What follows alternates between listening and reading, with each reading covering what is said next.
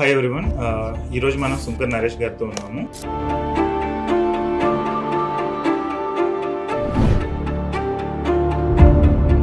Can a men file a divorce case? Obviously అండి.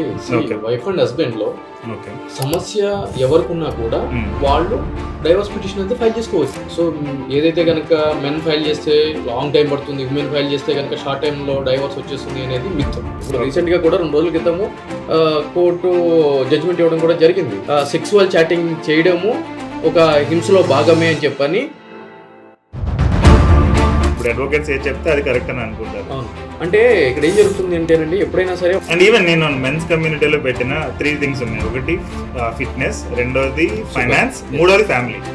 So first fitness, నువ్వు బాగోలేకపోతే ఇంకా ఫ్యామిలీని ఏం చూసుకుంటావు? ఈవెన్ డబ్బులు ఉన్నాయా లేవా, ఆస్తులు ఉన్నాయా లేవా, కార్లు ఉన్నాయా లేవా, సెకండ్ ఇదే కదా చూసేది. కానీ ఇక్కడ ఎక్స్పెక్టేషన్స్ అనేది బయట వాళ్ళు సెట్ చేస్తున్నారు కదా. ఎందుకు అడగట్లేదు అని అంటే కనుక, నువ్వు ఓటేసేటప్పుడు నీకు 5,000 కావాలిగా, దొబ్బి తింటున్నావు 5,000 తీసుకుని. సో సమాజం ఎలా బాగుపడుతుందని మీరు అనుకుంటున్నారు? ఈ రోజు అటువంటి సామాజిక బాధ్యత తీసుకోవాలి అంటే కనుక ఫస్ట్ వాటికి అన్నింటికంటే ముందు వాడు ఇంకొకటి తీసుకోవాలి, వీడి గాలినా కొడుకునే బిరుదు. కానీ ఈవెన్ మనం ఈ రిలేటెడ్ మీరు ఏదైనా యాక్టివిటీ చేస్తున్నాం నేను చూస్తున్నా, పెద్దగా లైక్స్ ఉండు, పెద్ద షేర్స్ ఉండు, ఈవెన్ ఈ డిస్కరేజ్మెంట్ లో కూడా చేస్తున్నారంటే అది చాలా గ్రేట్ అనేది నేను అనుకుంటున్నాను. చాలా చాలా చాలా చాలా చాలా రైట్ క్వశ్చన్ అండ్ చాలా వండర్ఫుల్ క్వశ్చన్ అడిగారు బ్రదర్. లేత వయసు అంటారు కదా, ఆ వయసులోనే నా మీద అటెంప్ట్ జరిగింది, మర్డర్ అటెంప్ట్. చాలా సడన్ ఒకటి ముసుకేసుకుని వస్తుంది. నరేష్ అసలు పిసికేసాడు రాత్రి అంతా, 20 రోజుల నుంచి బంధించి శారీరకంగా లైంగికంగా ఇచ్చి పడేసాడు, ఖర్చులు కట్టదు. ఒక రేపు కేసు పెడుతుంది. So what is behind this motivation? నా బాల్యం నుంచి కూడా నేను వివక్షకు గురయ్యాను.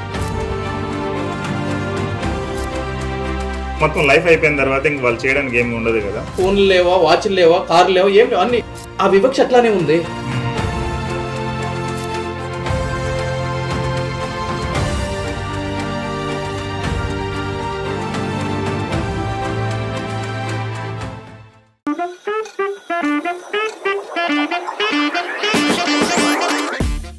హాయ్ ఎవ్రీవన్, ఈరోజు మనం సుంకర్ నరేష్ గారితో ఉన్నాము. జనరల్గా సమాజంలో ఎక్కువ మంది మనం చూసుకుంటే, సమాజంలో ఏం జరిగినా కానీ, చెడు జరిగినా లేదంటే అన్యాయం జరిగినా, ఏం జరిగినా కానీ నాకెందుకు లేని ఎక్కువ మంది వదిలేసి వెళ్ళిపోయే వాళ్ళు ఎక్కువ ఉంటారు. కానీ దాని మీద యాక్షన్ తీసుకుని దాని రిలేటెడ్ నేను ఈ ప్రాబ్లమ్ సాల్వ్ చేయాలి, నేనే ఈ ప్రాబ్లమ్ సాల్వ్ చేయాలని అనుకునే వాళ్ళు చాలా రేర్. అంటే ఈవెన్ లక్షల ఒకళ్ళు కూడా కష్టమనే అనుకోవచ్చు. అలాంటి వాళ్ళలో ఒక ఆయన మన సుంకర్ నరేష్ గారు. సో నేను ఆయన్ని చాలా ఇయర్స్ నుంచి ఫాలో అవుతున్నాను. అండ్ ఆయన చాలా యాక్టివిటీస్ మీద ఫైట్స్ కూడా చేశారు. మీకు ఆల్రెడీ ఆయన ఛానల్ చూసుంటే మీకు అర్థమవుతుంది. సో ఆయన ఈరోజు మెన్స్ రిలేటెడ్ కొన్ని ఇష్యూస్ ఉన్నాయి. లీగల్గా మెన్స్ అనేవాళ్ళు చాలా ప్రాబ్లమ్స్ అనేవి ఫేస్ చేస్తూ ఉన్నారు. ఏదర్ డైవర్స్ రిలేటెడ్ అయినా, కిడ్స్ రిలేటెడ్ అయినా, ఈవెన్ సోషల్ ఇష్యూస్లో కూడా చాలా మంది చేయని తప్పులకి బాధ్యత వహించి ఆ రిలేటెడ్ ప్రాబ్లమ్స్ అనేది ఫేస్ చేస్తున్నారు. సో నేను రీసెంట్గా మెన్స్ కమ్యూనిటీ అనేది ఒకటి ఫామ్ చేశాను. మీ అందరికీ ఆల్రెడీ నా ప్రీవియస్ వీడియోస్ చూస్తుంటే మీకు అర్థమవుతుంది. సో ఈ మెన్స్ కమ్యూనిటీలో కొంతమంది అడిగిన క్వశ్చన్స్కి అండ్ నాకు కూడా కొన్ని పర్సనల్ క్వశ్చన్స్ ఉన్నాయి. దాని రిలేటెడ్ నేను కొన్ని క్వశ్చన్స్ అడుగుదామని ఆయన ఇన్వైట్ చేశాను. ఆయన ఇక్కడికి వచ్చారు. సో ఈరోజు ఆయన్ని డీటెయిల్గా అడిగి ఈ రిలేటెడ్ ప్రాబ్లమ్స్ వస్తే మనం ఏం చేయాలి అనేది తెలుసుకుందాం. ఓకే, హాయ్ అండి. హలో అండి. ఈ మెన్స్ రిలేటెడ్ చాలా వరకు ఇష్యూస్ ఉన్నాయి కదా. సో దీని రిలేటెడ్ మిమ్మల్ని స్టెప్ బై స్టెప్ నేను అడుగుతాను. సో ఒకటి వచ్చేటప్పటికి మ్యారేజెస్ రిలేటెడ్ చాలా ఇష్యూస్ అనేవి ఎక్కువ మంది ఫేస్ చేస్తున్నది. ఎందుకంటే ఫాల్స్ డౌరీ కేసెస్ కానీ, లేదంటే విడాకులు ఇవ్వకపోవడం కానీ, ఈ టైప్లో కొంతమంది ఫేస్ చేస్తున్నారు. సో దీని రిలేటెడ్ నాకు కొన్ని క్వశ్చన్స్ ఉన్నాయి. I would like to ask you. అదేంటంటే one of the thing, can a men file a divorce case? Obviously అండి. వైఫ్ అండ్ హస్బెండ్ లో ఓకే సమస్య ఎవరికున్నా కూడా వాళ్ళు డైవర్స్ పిటిషన్ అయితే ఫైల్ చేసుకోవచ్చు. ఓకే. సో భార్యే డైవర్స్ పిటిషన్ ఫైల్ చేయడానికి అర్హురాలు, భర్త అర్హురాడు కాదు అని చెప్పని ఎక్కడ చట్టం చెప్పట్లేదు.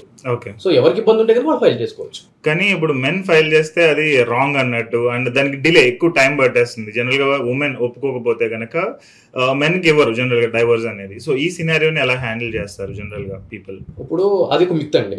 ఓకే. సో ఏదైతే కనుక మెన్ ఫైల్ చేస్తే లాంగ్ టైం పడుతుంది, ఉమెన్ ఫైల్ చేస్తే కనుక షార్ట్ టైమ్ లో డైవర్స్ వచ్చేస్తుంది అనేది మిత్. ఓకే. అలా ఏం లేదు, ఈక్వాలిటీనే ఉంది. ఓకే. ఈవెన్ ఉమెన్ ఫైల్ చేసి మెన్ కి ఇష్టం లేకపోయినా కూడా అది అంతే టైం పడుతుంది. ఓకే. యూజువల్ గా ఎంత టైం పడుతుంది డైవర్స్? యూజువల్ గా ఎంత టైం పడుతుంది అంటే డిపెండ్స్ అండి, మ్యాటర్ బట్టి డిపెండ్స్ అయ్యి ఉంటది. ఓకే. సో కొన్ని కేసులు అయితే గనక కింది కోర్టులో ఫైల్ చేసిన తర్వాత, ఫ్యామిలీ కోర్టులో ఫైల్ చేసిన తర్వాత హైకోర్టులో ఫైల్ చేసిన తర్వాత సుప్రీంకోర్టు, ఒక 40 సంవత్సరాల తర్వాత కూడా డిసైడ్ అయిన మ్యాటర్స్ ఉన్నాయి. ఓకే. అంటే వాళ్ళు 23-24 సంవత్సరాల్లో ఫైల్ చేసినప్పుడు కేసు వాళ్ళకి 65 సంవత్సరాలు, అంటే అమ్మాయికి 65 సంవత్సరాలు వచ్చిన తర్వాత సుప్రీంకోర్టు మనం డిసైడ్ చేసింది. అది సెన్సేషనల్ గానే జరిగింది. సో దానికి ఒక టైం లిమిట్ అంటూ మనం చెప్పలేము, ఎందుకంటే కనుక కేసు టు కేసు అనేది స్కినారియో వేరుగా ఉంటుంది. కరెక్ట్. బట్ అంత ఏజ్ అయిపోయిన తర్వాత ఇంకో మ్యారేజ్ చేసుకుందామన్నా, లేదంటే మొత్తం లైఫ్ అయిపోయిన తర్వాత ఇంక వాళ్ళు చేయడానికి ఏమి ఉండదు కదా. సో ఈ సినారియోని ఎలా హ్యాండిల్ చేస్తారు యూజువల్ గా? అంటే మధ్యలో పెళ్లి చేసుకోవచ్చా డైవర్స్ కేసు ఫైల్ చేసిన తర్వాత? ఇన్ జనరల్ గా అయితే కనుక during the pendency of the divorce marriage చేసుకోవడానికి వీలు లేదండి. కానీ నవ్వే డేస్ ఏం చేస్తున్నారు అని అంటే కనుక మ్యారేజ్ చేసేసుకుంటున్నారు, కానీ దానికి సంబంధించిన ఎవిడెన్సెస్ ఏవి కూడా బయట పెట్టట్లేదు. అంటే లైక్ మ్యారేజ్ చేసుకోవాలి అని అంటే కనుక మన హిందూ మ్యారేజ్ యాక్ట్ ప్రకారము ఆ పెళ్లికి సంబంధించిన దుస్తుల్లో ఉండటము, అదే విధంగా పెద్ద మనుషులు ఉండటము, దాని తర్వాత ఇంకా ఆ కన్వెన్షన్ అంతా ఉంటది కదా. సో అదంతా కూడా ఎవరికి తెలియకుండా వాళ్ళకి సంబంధించిన సంబంధికుల మధ్యలో చేసి ఆ ఫొటోస్ ఆ వీడియోస్ ఏమి రిలీజ్ చేయకోకుండా కాపురం చేస్తున్నారు, పిల్లలు కంటున్నారు, యాజ్ యూజువల్ గా వాళ్ళ లైఫ్ వాళ్ళు లీడ్ చేస్తున్నారు. ఓకే. బట్ అది లీగల్ గా యాక్సెప్టెడ్ కాదు. లీగల్ గా యాక్సెప్టెడ్ కాదు. తెలుసుంటే కనుక అతని మీద కేసు బుక్ అవుతుంది. ఓకే. ఎఫ్ఐఆర్ అయితే, అంటే ఇద్దరు ఎవరికైనా సరే, అమ్మాయి గానీ అబ్బాయి గానీ. ఓకే. అండ్ ఇంకొకటి, డౌరీ రిలేటెడ్ వెళ్లే ముందు డైవర్స్ కావాలి ఈ టైప్ లో అని వెళ్లే ముందు డౌరీ కొంత ఇచ్చుకుని ఉంటారు ఈ రిలేటెడ్. సో దాని సెటిల్మెంట్ అని చెప్పి దాని తర్వాత ఆస్తులో సగం డబ్బులు అడగడం, ఇంకా డిఫరెంట్ అదర్ ఎలిమనీస్ అనేది డబ్బులు అడగడం అనేది జరుగుతుంది కదా. సో దీన్ని ఎలా హ్యాండిల్ చేస్తున్నారు ఇప్పుడు ప్రెసెంట్? అలిమనీ అనే కాన్సెప్ట్ ఉంటుందండి. ఎందుకంటే కనుక భార్య భర్తతోటి కొన్ని సంవత్సరాలు తన యొక్క జీవితాన్ని పంచుకుంటది కాబట్టి, తన యొక్క కార్యక్రమాలు రోజువారీ దైనందిక జీవితంలో తన యొక్క పాత్ర మరువలేనిది కాబట్టి వాళ్ళ యొక్క జీవన శైలిని బట్టి, ఆర్థిక పరిస్థితులను బట్టి ఒక 8 రకాల ఫ్యాక్టర్స్ అండి. అంటే పర్మనెంట్ అలిమనీకి సంబంధించి సుప్రీంకోర్టు వారు 2021లో కూడా, గతంలో కూడా చెప్పారు, 2021లో కూడా రీట్రేట్ చేశారు. ఒక 8 ఫ్యాక్టర్స్ కన్సిడర్ చేయాలి అని చెప్పని, దాని ప్రకారము అలిమనీ ఎంత ఉండాలి అని చెప్పి అనేది కోర్టు అనేది ఫిక్స్ చేయడం జరుగుతుందండి. ఓకే. సో ఒకసారి ఎలిమనీ డిసైడ్ అయిన తర్వాత ఎన్ని సంవత్సరాలు లేదంటే ఎన్ని నెలలు అది కంటిన్యూస్ గా ఇస్తూ ఉండాలి, అదొకటి. ఈలోపు ఈవిడ మ్యారేజ్ చేసుకుంటే, వైఫ్ మ్యారేజ్ ఆల్రెడీ వేరే మ్యారేజ్ చేసుకుంటే, దెన్ ఆ సినారియోస్ ఎలా ఉంటాయి? అంటే అలిమనీ అనేది ఫైనల్ సెటిల్మెంట్ అండి. అంటే డైవర్స్ అయిపోయిన తర్వాత ఆమెకి ఇంకా జీవితానికి కావాల్సిన ఏదైతే ఉందో, అంటే పిల్లలు కూడా ఆమెతో ఉన్నారనుకోండి, పిల్లలకి ఆవిడకి అవసరాలకి సరిపడేది ఏదైతే ఉందో దాన్ని చేసేది ఫుల్ అండ్ ఫైనల్ సెటిల్మెంట్ అండి. ఈ మధ్యలో నడిచేది మెయింటెనెన్స్ అని చెప్పానంటారండి, ఇంటీరియర్ మెయింటెనెన్స్ అని చెప్పానంటారు. 125 సిఆర్పిసి, పాత సిఆర్పిసి ప్రకారం ఇప్పుడు బిఎన్ఎస్ఎస్ అయ్యింది. సో దాని ప్రకారము ఈ కేసు పెండెంట్ లైట్ మెయింటెనెన్స్ అని చెప్పానంటారు. అంటే ఈ కేసు పూర్తి స్థాయిగా డిసైడ్ అయ్యేంత వరకు మధ్యంతరంగా ఇచ్చే మెయింటెనెన్స్ అనమాట. దాని ప్రకారం దాంట్లో కూడా చూడాల్సింది ఏంటి అంటే కనుక ఆ అమ్మాయికి కావాల్సిన అవసరాలు ఏ విధంగా ఉన్నాయి, ఒకవేళ హెల్త్ ప్రాబ్లమ్స్ ఉంటే కనుక మెడికల్ కి ఏ విధంగా ఖర్చు అవుతుంది, అదే విధంగా హస్బెండ్ యొక్క శాలరీనా, బిజినెస్, ఇన్కమ్ ఏ విధంగా ఉంది, సోషల్ అండ్ ఫైనాన్షియల్ స్టేటస్ ఏ విధంగా ఉంది, ఇట్లన్నిటిని కూడా కన్సిడర్ చేస్తూ ఒక అమౌంట్ అనేది ఫిక్స్ చేయడం జరుగుతుందండి. అది మెయింటెనెన్స్ అని చెప్పని అంటారు. అది మెయింటెనెన్స్ అనేది ఐటీఆర్ ని బట్టి డిపెండ్ అయి ఉంటుందా, లేదంటే శాలరీ బ్యాంక్ అకౌంట్ లోకి ఎంత క్రెడిట్ అవుతుంది దాన్ని బట్టి డిపెండ్ అయి ఉంటుందా, లేదంటే వాళ్ళ ఫాదర్ గానీ మదర్ గానీ సంపాదించిన ఆస్తులను బట్టి డిపెండ్ అయి ఉంటుంది? లేదండి, అతని యొక్క సంపాదన బట్టి డిపెండ్ అయి ఉంటది. ఓకే. అంటే టేక్ హోమ్ ఎంతైతే కనుక ఉందో దాని ప్రకారము అతని ఖర్చులు లైక్ ఈఎంఐ అవన్నీ ఉన్నాయి అనుకోండి, అవన్నీ తీసేసిన తర్వాత ఏదైతే కనుక అమౌంట్ ఉందో దాన్ని బేస్ చేసుకుని ఉంటుంది అండి. ఓకే. జనరల్ గా గవర్నమెంట్ జాబ్స్ చేసే వాళ్ళు ఈ ఎలిమనీలకు లేదంటే డైవర్స్ రిలేటెడ్ కేసు అయినప్పుడు వాళ్ళని జాబ్ లోంచి తీసేయడం అనేది ఒక మిత్ లాంటిది ఒకటి ఉంది. అంటే ఈ రిలేటెడ్ కొంచెం ఇష్యూస్ అయినాయి, సివిల్ ఇష్యూస్ ఇవన్నీ అయినాయి అని చెప్పి తీసేయడం అలాగా కొన్ని చూస్తూ ఉంటాం. సో ఆ రిలేటెడ్ మీరు ఏమైనా షేర్ చేయగలరా? ఎస్, ఆబ్వియస్లీ అండి. ఇప్పుడు ఎక్స్ట్రా మ్యాటరల్ అఫైర్స్ ఉన్నప్పుడు మాత్రము జాబులోకి వెళ్ళి తీసేయడం అటువంటివి జరుగుతూ ఉంటాయి. As far as 498A concern and maintenance దానికి సంబంధించి ఈ జాబులు తీసేయడాలు అటువంటి ఏమి ఉండవు. ఎందుకు అంటే కనుక ఇది ప్యూర్లీ సంబంధించి కుటుంబానికి సంబంధించింది కాబట్టి. కాకపోతే ఏంటి అంటే కనుక కొంతమంది ఏం చేస్తారంటే కనుక కేసు రిజిస్టర్ అవగానే దానికి సంబంధించిన ఎఫ్ఐఆర్ అవన్నీ పై అధికారులకు పెట్టి ఇతని యొక్క నేచర్ కానీ క్యారెక్టర్ కానీ ప్రాపర్గా లేదు, సో ఇటువంటి వ్యక్తి అన్ఫిట్గా ఉంటాడు అని చెప్పని అక్కడికి పై అధికారులకు ఇవ్వడం జరుగుతుంది. సో పై అధికారుల డిస్క్రిషనరీ అంటే టెంపరీ సస్పెన్షన్ అనేది ఉంటుంది తప్ప జాబ్ లోకి వెళ్ళి తీయడం అనేది ఉండదు. అది రేరెస్ట్ ఆఫ్ ది రేర్ కేసులో మాత్రమే ఉంటుంది. ఓకే. అంటే నేను ఒక న్యూస్ చదివాను, అందులో ఏంటంటే ఐపీఎస్ కి ఆయన ట్రైన్ అయ్యారు, అంటే ట్రైనీ ఐపీఎస్ అన్నట్టు సెలెక్ట్ అయ్యారు, ఐపీఎస్ కి అవుతుంది. ఈ లోపు వాళ్ళ ఆవిడ ఆయన మీద కేసు ఫైల్ చేసింది, ఈయన వేరే వాళ్ళతోటి సంబంధం పెట్టుకుంటున్నారు అన్నట్టు. బట్ దానికి ప్రూఫ్ ఏమీ లేదు, జస్ట్ పెట్టారు అంతే, కేసు ఫైల్ చేశారు. ప్రూఫ్ ఏమీ లేదు, బట్ ఆయన జాబ్ లోంచి టెర్మినేషన్ అన్నట్టు అన్ని న్యూస్ పేపర్స్ లో వచ్చింది, టీవీ ఛానల్స్ లో వచ్చింది. సో అది ఎలా జరుగుతుంది? టెంపరీ సస్పెన్షన్ అండి, రిమూవ్ ఉండదు, రిమూవ్ ఫ్రమ్ సర్వీస్ ఉండదు. సో టెంపరీ సస్పెన్షన్ ఉంటుంది. సో ఆ సస్పెన్షన్ కాలంలో ఎంక్వైరీ అనేది కాల్ ఫర్ చేస్తూ ఉంటారు. సో ఎంక్వైరీ కాల్ ఫర్ చేసినప్పుడు ఎవరైతే కనుక ఎలిగేషన్ చేశారో, ఏదైతే కనుక ఎఫ్ఐఆర్ రిజిస్టర్ అయిందో దానికి సంబంధించిన వాళ్ళకి నోటీస్ ఇవ్వడం జరుగుతుంది. దీనికి సంబంధించి మీ దగ్గర ఆధారాలు ఏమున్నాయి, ఏంటి, వాట్ ఈస్ వాట్ అని చెప్పి అడగడం జరుగుతుంది. సో ఆబ్వియస్లీ ఉంటే ఇస్తారు, లేదు అని అంటే కనుక సస్పెన్షన్ అనేది ఎత్తేయడం జరుగుతుందండి. ఓకే. సో జనరల్ గా ఇది ఫేక్ డౌరీ కేసెస్ కొన్ని ఉంటాయి కదా, ఈయన నన్ను మానసికంగా శారీరకంగా హింసించారని కేసు పెడతారు, బట్ యాక్చువల్ గా జరగదు. లేదు ఎక్కువ కట్నం అడిగారని చెప్పి అడుగుతూ కేసు అనేది అలా ఫైల్ అవుతుంది, బట్ యాక్చువల్ గా నిజంగా జరగదు. ఆ ఫేక్ కేసెస్ ని ఎలా హ్యాండిల్ చేయాలి అసలు? ఫేక్ కేసెస్ ఎవరి మీద ఒక కేసు పడితే ఎలా ఫేక్ కేసెస్ హ్యాండిల్ చేయడం అంటే కనుక ఇప్పుడు జరిగే ఫేక్ కేసెస్ ఉన్నాయి. సో దాన్ని హ్యాండిల్ చేయడం అని అంటే కనుక ఒకసారి ఎఫ్ఐఆర్ రిజిస్టర్ అయిన తర్వాత, కేసెస్ వేసేసిన తర్వాత మన డిఫెన్స్ ఏదైతే ఉందో ఆ డిఫెన్స్ ని సంబంధించిన కోర్టు వారి ముందు పెట్టి ఆ విధంగా ఎక్విటల్ అవడమే అందరూ చేసే పని. దాని తర్వాత ఈ విధంగా ఫేక్ కేసెస్ పెట్టిన తర్వాత మనం ఎక్విటల్ అయిపోయిన తర్వాత, అప్పీల్ పీరియడ్ అయిపోయిన తర్వాత ఎవరైతే గనక మన మీద ఈ విధంగా ఫేక్ కేసెస్ పెట్టారో వాళ్ళని ప్రాసిక్యూట్ చేయడానికి క్లియర్గా చట్టాలు కూడా ఉన్నాయి కాబట్టి, అంటే ఐపీసీలు అంతకుముందు ఇప్పుడు బిఎన్ఎస్ అయింది, 120B కానీ 182 కానీ అదేవిధంగా 191 కానీ. సో ఇటువంటి సెక్షన్స్ ఉన్నాయి కాబట్టి, అంటే గివింగ్ ఫాల్స్ ఎవిడెన్స్ కానీ, గివింగ్ ఫాల్స్ కంప్లైంట్ కానీ, అంటే మ్యానిపులేషన్ ఆఫ్ ది డాక్యుమెంట్ కానీ, వీటికి సంబంధించి అన్ని ఉన్నాయి. Apart from that defamation suits కూడా ఫైల్ చేసుకోవచ్చు. సో ఎవరి రైట్స్ వాళ్ళకు ఉన్నాయి. ఓకే. ఇది ఎక్కువగా అవేర్నెస్ లేదు. యాక్చువల్ గా మన మీద ఎవరైనా ఫేక్ కేసు పెడితే వాళ్ళ మీద తిరిగి కేసు పెట్టే రిలేటెడ్ అవేర్నెస్ అనేది చాలా తక్కువగా ఉంది. సో ఆ ప్రాసెస్ అయితే ఉందని చెప్తున్నారు మీరు? ఎస్, అబ్సల్యూట్లీ అండి. ఇప్పుడు అంటే భార్య భర్త మీద ఇటువంటి ఫాల్స్ ఎలిగేషన్ కింద కేసు పెట్టినప్పుడు అందరూ ఏమనుకుంటారంటే కనుక చట్టాలన్నీ కూడా మహిళలకు అనుకూలంగా ఉన్నాయి అని చెప్పని అంటారు. అయితే ఇక్కడ ఒప్పుకోవాల్సిన విషయం ఏంటి అంటే కనుక కొన్ని ప్రత్యేకమైన చట్టాలు అయితే కనుక మహిళలకు సంబంధించి తీసుకురావడం జరిగింది అప్పుడున్న పరిస్థితుల దృష్ట్యా. కానీ ఇక్కడ ఏంటి అంటే కనుక డస్ నాట్ మీన్ దట్ ఏంటి అంటే కనుక కంప్లీట్ రైట్స్ టేకెన్ అవే, అంటే జెంట్స్ కి సంబంధించిన కంప్లీట్ రైట్స్ అన్ని కూడా తీసుకుని వెళ్ళిపోయారు అని చెప్పి చెప్పడానికి లేదండి. సో క్లియర్ గా ఉంది. కాకపోతే ఏంటి అని అంటే కనుక వీళ్ళు సమాజంలో అంటే ఈ సోషల్ మీడియా, అదేవిధంగా మీడియా, పత్రికలు చూసి అంతా ఈ మహిళలకే అనుకూలంగా వార్తలు రాయడము, ప్రచురించడమే. ఎందుకు అనంటే కనుక మగవాళ్ళకి సంబంధించి ఏదైనా చేస్తే మనము ఎక్కడ సమాజంలో ఒక వింతగా చిత్రీకరించబడతామో, వెలివేయబడతామో అనే ఒక భయంతో వాళ్ళు ఎప్పుడు కూడా ఇటువంటివి ఓపెన్ గా డిస్కస్ చేయరు, పబ్లిష్ చేయరు. సో కాబట్టి అవేర్నెస్ అనేది ఉండదు. So most of the advocates కూడా ఏం చేస్తారు అంటే కనుక ఏదో ఒకటి సెటిల్ చేసుకోగానే ఇవన్నీ ఎందుకు అని చెప్పి చెప్తా ఉంటారు. బట్ నిజంగా అగ్రీడ్ పార్టీ అంటే మల్టిపుల్ కేసెస్ లో కూడా సుప్రీంకోర్టు కానీ హైకోర్టు కానీ క్లియర్ గా చెప్పడం జరిగింది. కింది కోర్టులు అయితే కనుక ఆ విధంగా తప్పుడు కేసు అని చెప్పి ప్రూవ్ అయిన తర్వాత మహిళలు ఇచ్చే ఫిర్యాదు మీద మహిళలకు కూడా సెంటెన్స్ ఇంపోజ్ చేసిన సైటేషన్స్ కోకోలలుగా ఉన్నాయి. అంటే నాకు చాలా రిలేటెడ్ నాలెడ్జ్ తక్కువ. ఓకే. ఇన్ఫాక్ట్ ఇంకో విషయం ఏంటి అంటే కనుక మ్యారేజ్ అయిపోయిన తర్వాత మహిళలే భర్త నుంచి మెయింటెనెన్స్ పొందుతారు అనేది అందరికి తెలిసిన విషయమే. భర్త కూడా మహిళ నుంచి మెయింటెనెన్స్ పొందొచ్చు అనే ప్రొవిజన్ క్లియర్ గా హిందూ మ్యారేజ్ యాక్ట్ లో పొందుపరిచి ఉంది. ఓకే. సో అది కూడా చాలా మందికి తెలియదు. ఓకే. అంటే వైఫ్ వర్క్ చేస్తూ ఉండాలి. ఓకే. సో వైఫ్ వర్క్ చేస్తూ ఉండాలి, హస్బెండ్ వర్క్ చేయకూడదా? ఆ సినారియో అంతే కదా. ఫైన్. అండ్ ఈ రీసెంట్ గా చూసుకుంటే ఈవెన్ ఆఫ్టర్ మ్యారేజ్ కొంతమంది మహిళలు, చాలా తక్కువ పర్సెంటేజ్ నాకు తెలియదు, బట్ న్యూస్ అయితే ఎక్కువ వస్తుంది కాబట్టి, వీళ్ళు ఎక్స్ట్రా మ్యారిటల్ అఫైర్స్ అని చెప్పి లేదంటే వేరే వాళ్ళతో సహజీవనం కొంతమంది చేస్తున్నారు. కొంతమంది అయితే ఈవెన్ మ్యారేజ్ అనేది చాలా తక్కువ, బట్ సహజీవనం ఇలాంటి ఇల్లీగల్ అఫైర్స్ ఇవన్నీ మెయింటైన్ చేస్తూ ఉన్నారు. ఈ సినారియోలో హస్బెండ్ ఏ కైండ్ ఆఫ్ ఎలాంటి యాక్షన్ తీసుకోవచ్చు? ఇప్పుడు పెళ్ళైపోయిన తర్వాత భార్య వేరే వాళ్ళతో తిరుగుతున్న ఆ విధంగా కనిపించిన, ఆ విధంగా చేస్తున్న భర్త చూస్తూ ఉండాలి తప్ప చేయడానికి ఏమీ లేదు. ఎందుకు అంటే కనుక అడల్టరేషన్ అని చెప్పి ఒక సెక్షన్ ఉండేది, దాన్ని సుప్రీంకోర్టు వారు సెటిసైడ్ చేయడం జరిగింది. సో మహిళలు కూడా సమానత్వ హక్కు ఉండాలి, దాంట్లో వితౌట్ భర్త కన్సెంట్ తోటి చేస్తే కనుక అది కరెక్ట్ కాదు అని చెప్పి కొంత లీగల్ ఫ్రేమ్వర్క్ జరిగింది.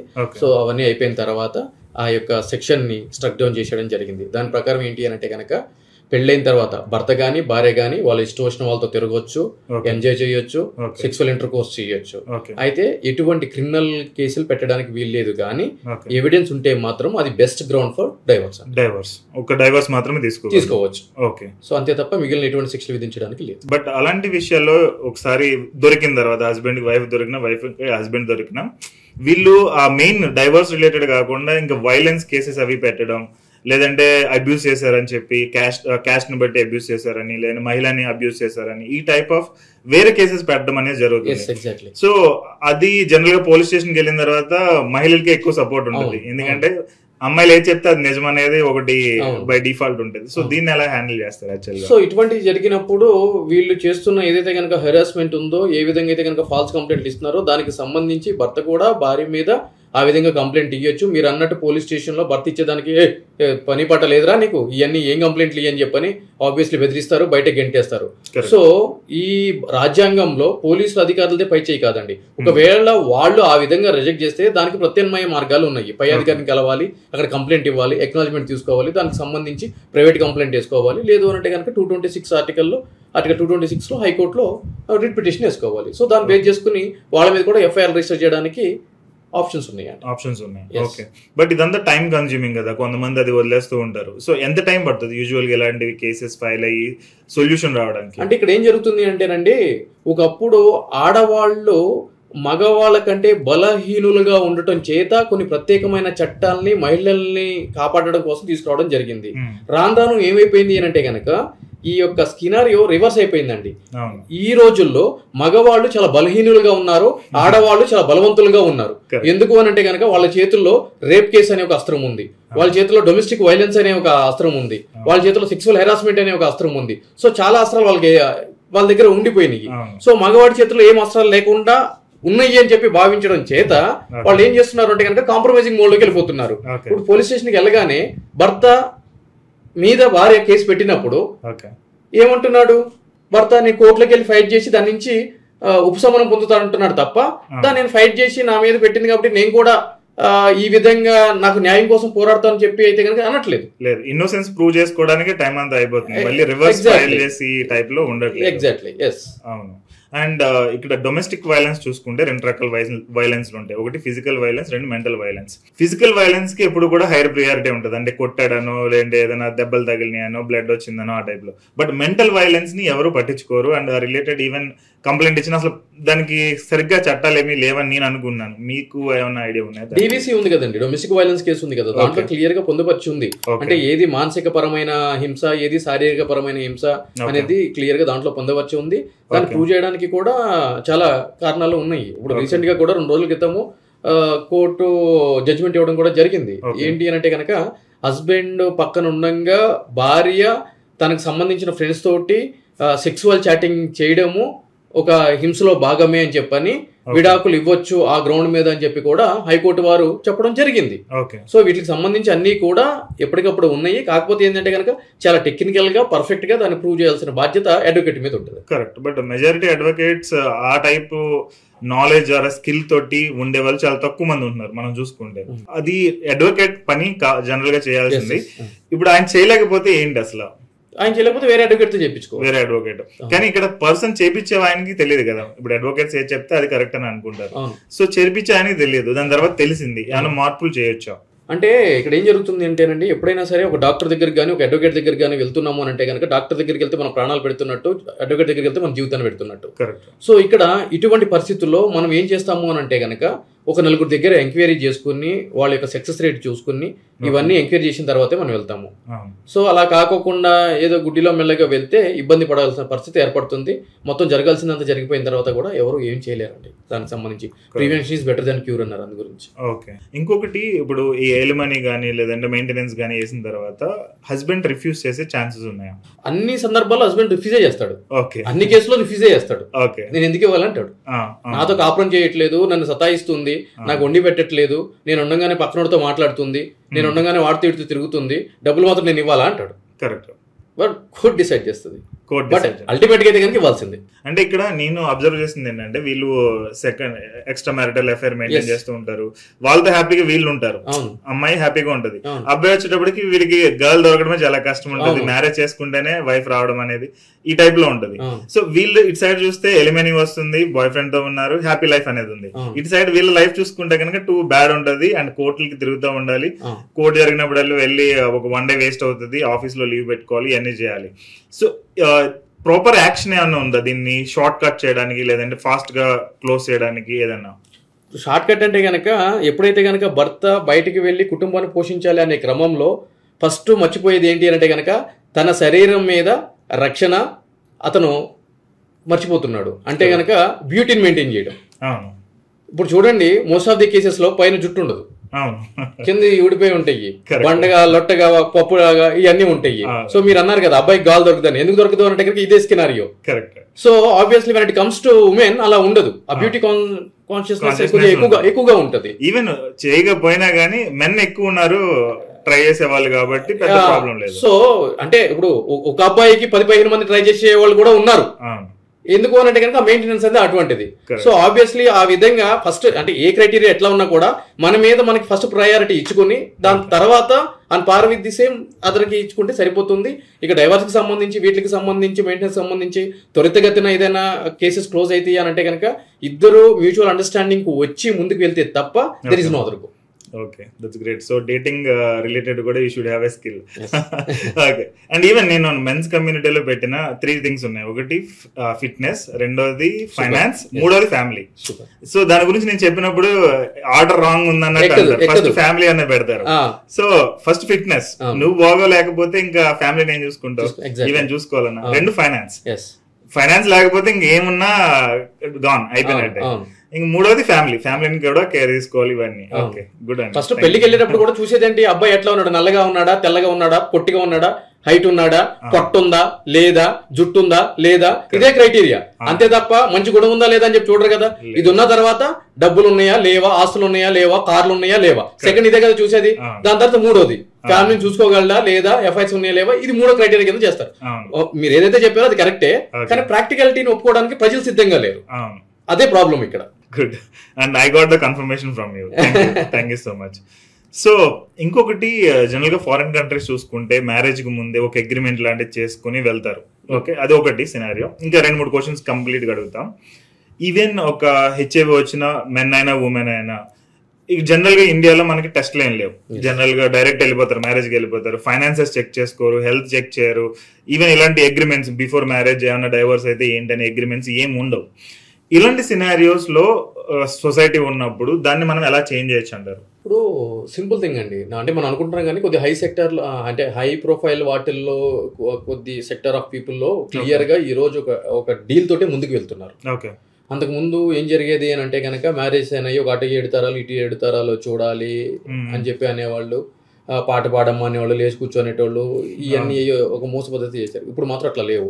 ఎవరికి వాళ్ళు టెస్టులు చేయించుకుంటున్నారు. హెచ్ఐవి టెస్టులు మీరైతే ఏవైతే ఉన్నాయో కంప్లీట్ అంటే ఈ శరీరానికి కంప్లీట్ ప్రొఫైల్ చెక్ చేసుకుంటున్నారు. దాని తర్వాత ఫైనాన్షియల్ సంబంధించి బ్యాంక్ స్టేట్మెంట్లు కానీ, సిబిల్ స్కోర్స్ ఆల్సో ఇవన్నీ చెక్ చేసుకుంటున్నారు, ముందుకు వెళ్తున్నారు. కాకపోతే అది జస్ట్ ఒక 5%, 6% అండి. సో మీరు అన్నట్టు ఇవన్నీ జరగాలి అని అంటే కనుక ఒక అగ్రిమెంట్, ఒక కాంట్రాక్ట్ ఉండాలి. ఆ విధంగా మనం ముందుకు వెళ్ళాలి అని అంటే కనుక మన ఇండియన్ సొసైటీ ఇంకా అది యాక్సెప్ట్ చేసే పరిస్థితి లేదు. దానికి సంబంధించి కూడా అటువంటి అగ్రిమెంట్లు చేసుకున్నా కూడా అది కాంట్రాక్ట్ యాక్ట్కి సంబంధించి ఉంటుంది తప్ప రేపు పొద్దున ఫ్యామిలీ డిస్ప్యూట్స్ అరైజ్ అయినప్పుడు దాన్ని కన్సిడర్ చేయాలి అనేది చాలా తక్కువగా ఉందండి. ఈవెన్ సుప్రీంకోర్టు కూడా రీసెంట్గా దానికి సంబంధించి ఒక విముఖత కూడా వ్యక్తం చేసినటువంటి పరిస్థితి ఉంది.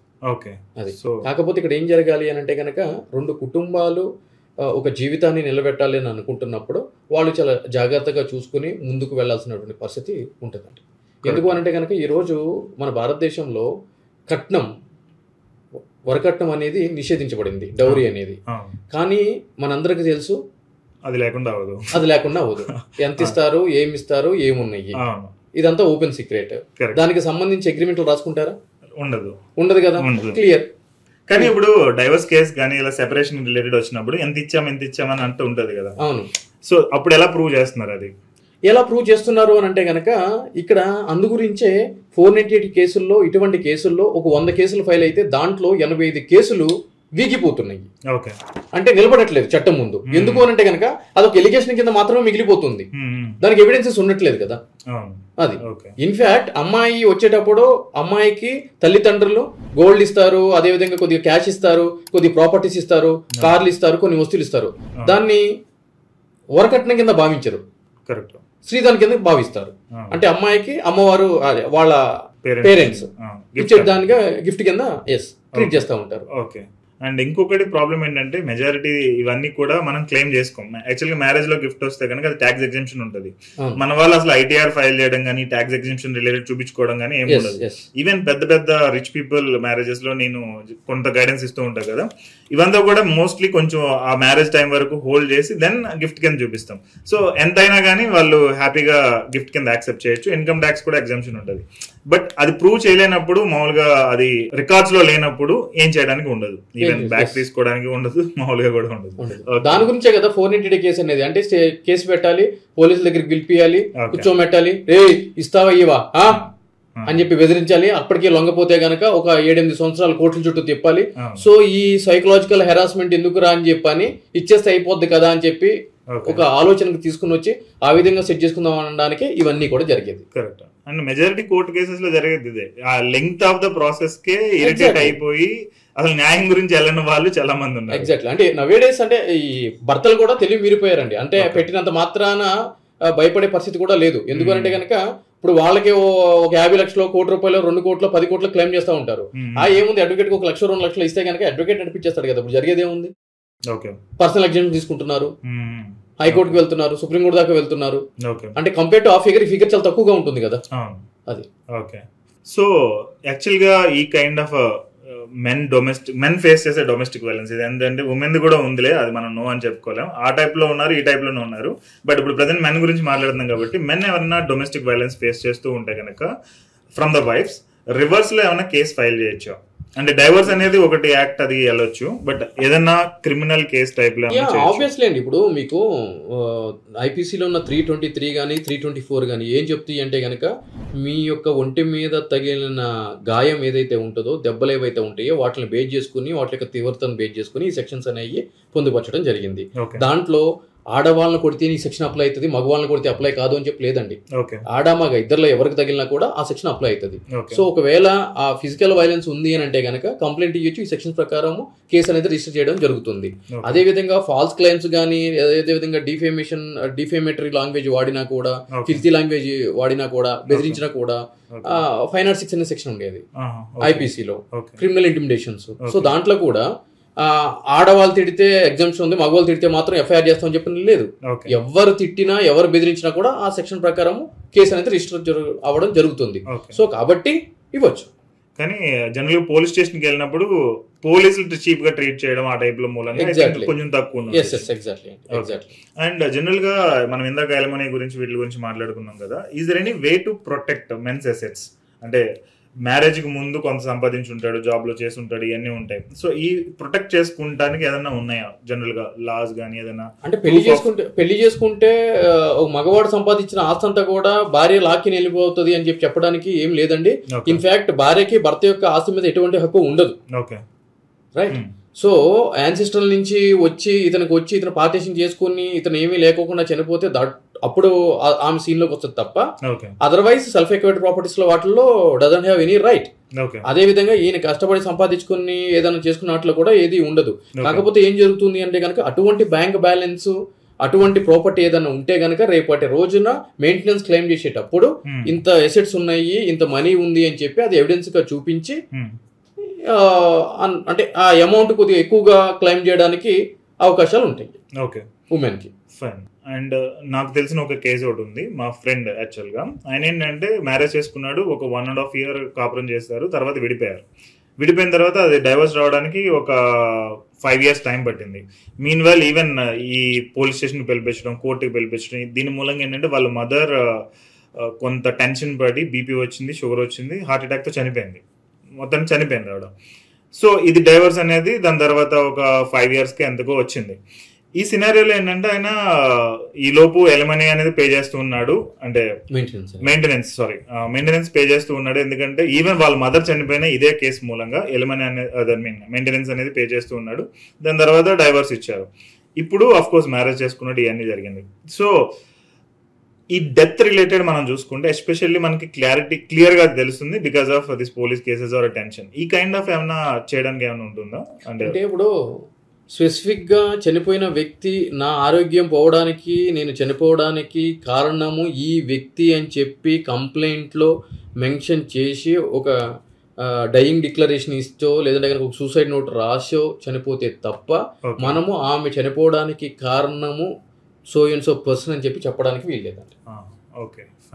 క్లియర్. అంటే జరిగింది నిజం కావచ్చు, అంటే ఆ మానసిక సంక్షోభం చేత ఒక షుగర్ వచ్చి దాని తర్వాత ఆరోగ్యం చెడిపోయి అదేవిధంగా బయట సొసైటీలో వాళ్ళు వీళ్ళు మాటలు అనటం చేత ఆ మాటలు బరాయించలేక ఇవన్నీ కూడా కారణాలు ఉంటాయి.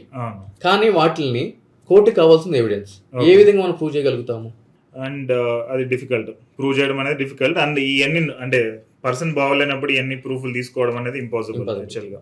సో ఈ 1 year కాపురం చేస్తారు కదా, దాని తర్వాత 5 years యాక్చువల్గా ఈ సంపాదన అనేది మనం చూసుకుంటే ఈ 1 year మేబీ ఒక 5 లక్షలు సంపాదించి ఉంటాడు, దాని తర్వాత ఈ 5 ఏళ్లలో ఒక 50 లక్షలు సంపాదించి ఉంటాడు.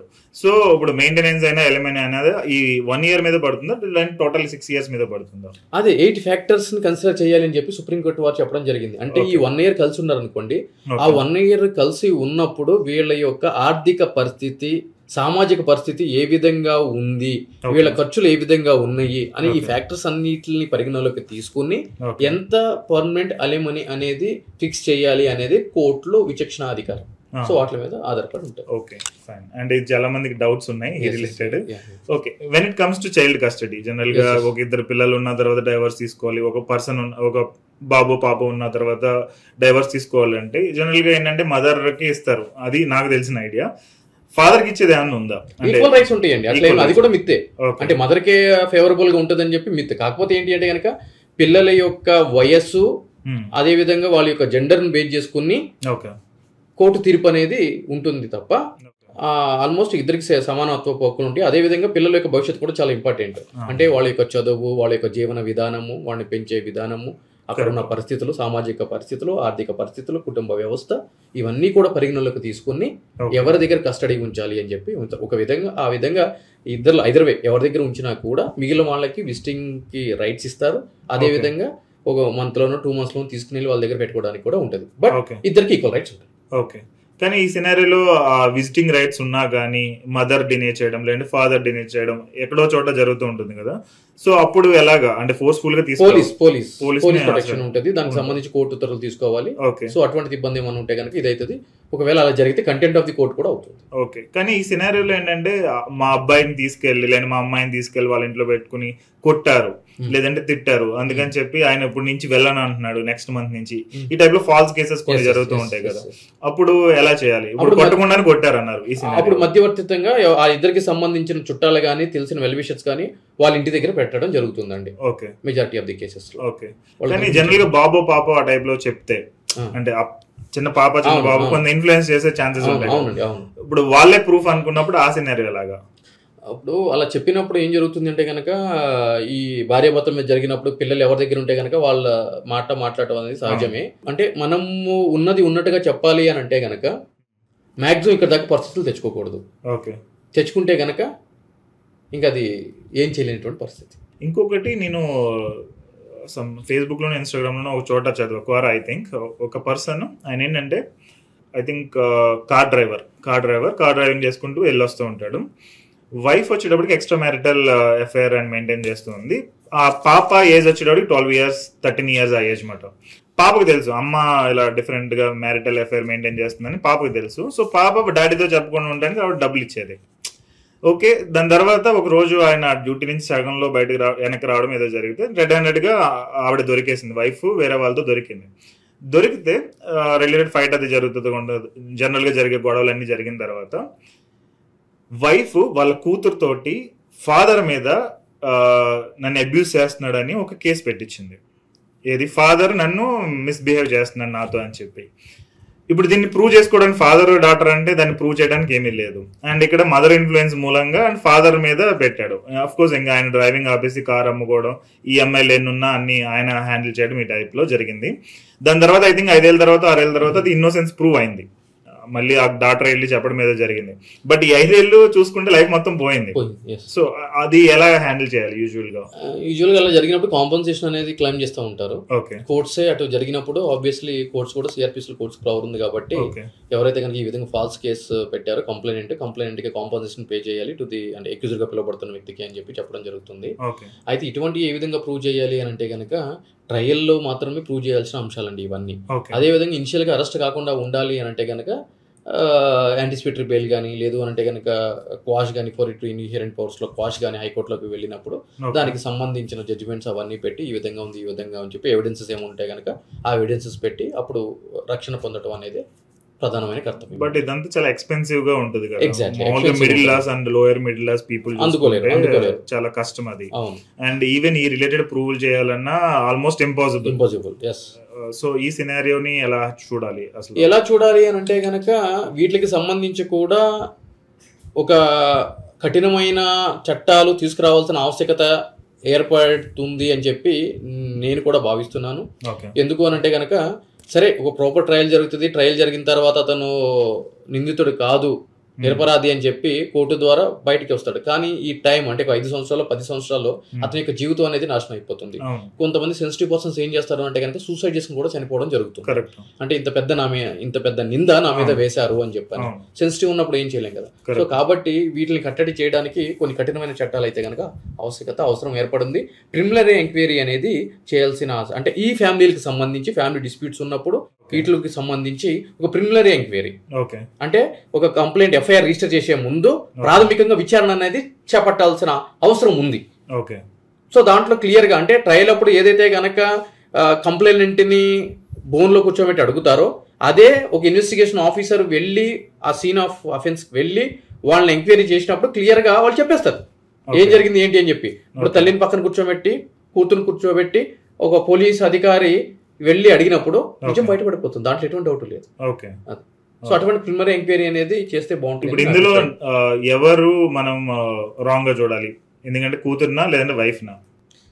కుటుంబ పరిస్థితులను చూడాల్సిన అవసరం ఉంది. అంటే భర్త బయటకు వెళ్ళిపోగానే భార్య అక్రమ సంబంధం పెట్టుకోవడానికి దారితీసిన పరిస్థితులు ఏమున్నాయి అంటే ఫైనాన్షియల్ నెసెసిటీసా లేదు అంటే కనుక ఇంకేమన్నా అంటే దీంట్లో మోస్ట్ ఆఫ్ ది కేసెస్ లో భార్యలు అక్రమ సంబంధం పెట్టుకుంటున్నారు.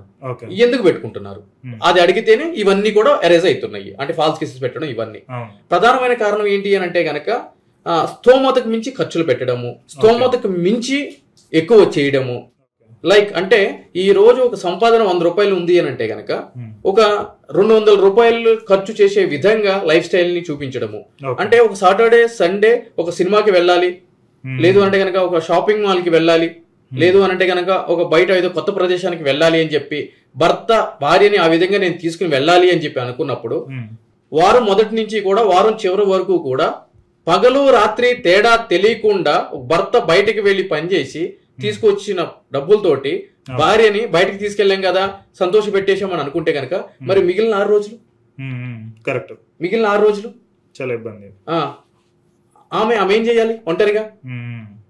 నువ్వు వారంలో 1 రోజు గురించే చూస్తున్నావు, మరి మిగిలిన 6 రోజుల గురించి అందుకే 6 రోజులు వేరేటోడు చూసుకుంటున్నాడు. కరెక్ట్. అది మెన్స్ రిలేటెడ్ ఇంకొక పెద్ద ఇష్యూ. కొంతమంది ఈవెన్ దుబాయ్ వెళ్ళి లేదంటే అరబ్ కంట్రీస్ అది కామన్, ఇంకా దాని గురించి చెప్పాల్సిన అవసరమే లేదు. అది మన తాత ముత్తాతల దగ్గర నుంచి కూడా నడుస్తుంది, గడ్డి వాముల వ్యాపారాలు అవన్నీ. అవును, ట్రూ. ఓకే. అండ్ ఈవెన్ కొంత ఈ మధ్యన చూస్తే సోల్జర్స్ రిలేటెడ్ ఈ టైప్ లో చాలా ఇష్యూస్ మనకి న్యూస్ పేపర్స్ లో కానీ లేదంటే వీటి రిలేటెడ్ కానీ వస్తున్నాయి. సో నేను జనరల్ గా చెప్పేది అదే, మీరు ఎక్కువ వర్క్ చేసేసి లేదంటే హార్డ్ వర్క్ ఎక్కువ పెట్టేసి ఇంట్లో అవైలబుల్ లేకుండా ఒక 18 hours పని చేసేస్తే వెల్త్ క్రియేషన్ అనేది ఆల్మోస్ట్ ఇంపాసిబుల్. మనం అన్ని కూడా ప్యారలల్ గా మేనేజ్ చేసుకుంటూ ఎక్కువ లాంగ్ డ్యూరేషన్ ప్లాన్ చేసుకోవాలి. ఎందుకంటే నేను 1 year లో 1 crore సంపాదించుకోవాలనుకోవడం వేరు, 10 years లో 1 crore సంపాదించాలనుకోవడం వేరు. ఇప్పుడు 1 year లో అన్నప్పుడు నేను పరిగెత్తాలి, పరిగెత్తినప్పుడు ఆటోమేటిక్ గా పడిపోవడం జరుగుతుంది, లేదంటే ఎక్కువ దూరం పరిగెత్తలేం.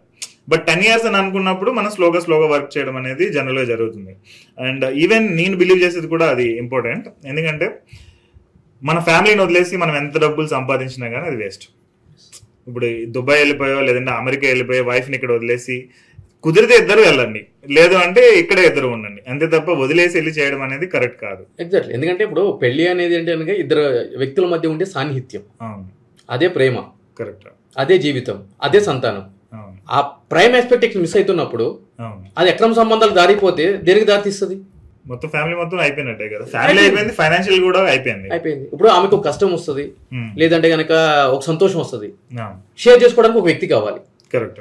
మానవ నైజం. జంతువులు అయితే అవసరం లేదు, మనకి ఎటువంటి రూల్స్ ఉండవు, ఏమి ఉండవు. అందుకే చిత్తగత్త కుక్కలు అని చెప్పాలంటారు. కానీ మనకి కొన్ని వాల్యూస్ ఉన్నాయి, మనకంటూ కొన్ని చట్టాలు ఉన్నాయి, రైట్?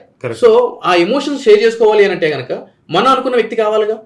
ఆ వ్యక్తి పక్కన లేనప్పుడు ఒకనొక టైంలో డబ్బులు కూడా దాని ముందు బలాదూరు అయిపోతాయి చెప్పుకోవడానికి. అంటే ఆ టైంలో ఏ కన్నా తిన్నావా పడుకున్నావా అని చెప్పి ఎవరైతే మెసేజ్ చేస్తారో obviously will lead to the another consequences. Even నేను ఒక కేసు కూడా చూసా రీసెంట్లీ. మెసేజ్ చేసేవాడు అంటే ఫుడ్ పెట్టేవాడిని పట్టించుకోవట్లేదు, మెసేజ్ వాడు ఎక్కువ కేర్ చూపిస్తున్నట్టు అంటే అమ్మాయి చెప్తుంది అనమాట. సో నాకు ఎవరైతే మెసేజ్ పెట్టి నన్ను ఎవరు అడిగారో వాళ్ళు నన్ను కేర్ గా చూసుకుంటున్నారు, బట్ ఆ ఫుడ్ తెచ్చి పెట్టేవాడు, హౌస్ ఇచ్చిన వాడు, లేదంటే పిల్లల్ని చూసుకున్నవాడు నన్ను కేర్ గా చూసుకోవట్లా. సింపుల్ థింగ్ అండి, దీనికి కూడా ఇంకో లాజిక్ ఉంటది. తండ్రి కష్టపడి కూతుర్ని యువరాణి లాగా చూసుకుంటూ కావాల్సిన అన్ని కూడా ఇస్తా ఉంటాడు, రైట్? ఎవరో ఒకరు వచ్చి hi baby had your lunch అని అడుగుతాడు, హ్యాడ్ యువర్ డిన్నర్ అని అడుగుతాడు, హౌ వాజ్ ద డే అని అడుగుతాడు. ఒకనొక టైం వచ్చేటప్పటికి తండ్రి పరాయి వాడు అవుతాడు, వాడు కావాల్సిన వాడు అవుతాడు. తండ్రిని, కుటుంబాన్ని, బంధాలని, బాంధవ్యాన్ని వదిలిపెట్టుకుని వాడితో వెళ్ళిపోతుంది. సీన్ కట్ చేస్తే ఏం జరుగుతుంది? 2 కుటుంబాలు రోడ్ల మీద పడతాయి. నిన్న కాక మన జడ్జిమెంట్ వచ్చింది అమృత ప్రణయ్ కేసులో. ఇదేగా ఫ్యాక్ట్. చాలా బాధ. అంటే కనిపించిన తల్లిదండ్రులనే కాదనుకున్నప్పుడు మొగుడే ఉందండి మధ్యలో వస్తాడు. మొగుడెంత తల్లిదండ్రులతో కంపేర్ చేస్తే, right? Correct. So very great information ఇదైతే. అండ్ జనరల్ గా ఉమెన్ థింక్ చేసేది, మెన్ థింక్ చేసేది చాలా డిఫరెంట్ ఉంటుంది. ఉమెన్ మోస్ట్లీ ఎమోషనల్ టైప్ లో ఉంటుంది, మెన్ ఏమో లాజికల్ గా థింక్ చేస్తూ ఉంటారు. సో మెన్ కూడా దీని రిలేటెడ్ అండర్స్టాండ్ చేసుకుని గో హెడ్ అంటే వెళ్తూ ఉంటే కనుక ఈ కైండ్ ఆఫ్ కేసెస్ అనేవి తగ్గుతూ ఉంటాయి. ఈవెన్ నేను ఒక కేసు చూస్తా, డాటర్ రిలేటెడ్. ఫాదర్ ఒక బట్టల షాప్ అన్నమాట, బట్టల షాపు దగ్గర దగ్గర టర్న్ ఓవర్ ఒక 50 లక్షలు 60 లక్షలు అలా ఉంటుంది. ఈ అమ్మాయి కూడా డిగ్రీ కంప్లీట్ చేసి బట్టల షాప్లోనే పనిచేస్తుంది. వాడెవడో బయట వాడు ఈ అమ్మాయితో బాగా క్లోజ్ రిలేషన్షిప్ ఉంటే ఈ అమ్మాయి డబ్బులు బయటకు పంపించడం, బట్టలు బయటకు పంపించడం జరిగింది. మొత్తానికి ఈయన ఈ 2-3 ఏళ్ళ తర్వాత క్యాలిక్యులేట్ చేసుకుంటే, ఎందుకంటే ఫాదర్ డాటర్ కాబట్టి వైఫై మొత్తం ఫ్యామిలీ బిజినెస్ కాబట్టి పెద్ద లెక్కలు చూసేవాడు కాదు. ఒకనొక టైంలో లెక్కలు చూస్తే మొత్తం లాసెస్ లో ఉంది అండ్ ఆయనకి మళ్ళీ రోడ్డు మీద ఉన్నాడు. సినారియో చూసుకుంటే కనుక అంటే రోడ్డు మీద నుంచే పెద్ద కొంచెం గ్రో అవుతూ ఓ 10 years లో షాప్ పెట్టుకునే సిచ్యువేషన్కి వచ్చాడు. ఈ ఇన్సిడెంట్ మూలంగా 2-3 ఏళ్ళలో మొత్తం మళ్ళీ రోడ్డు మీదకి వెళ్ళిపోయాడు, మొత్తం కొలాప్స్ అయిపోయింది.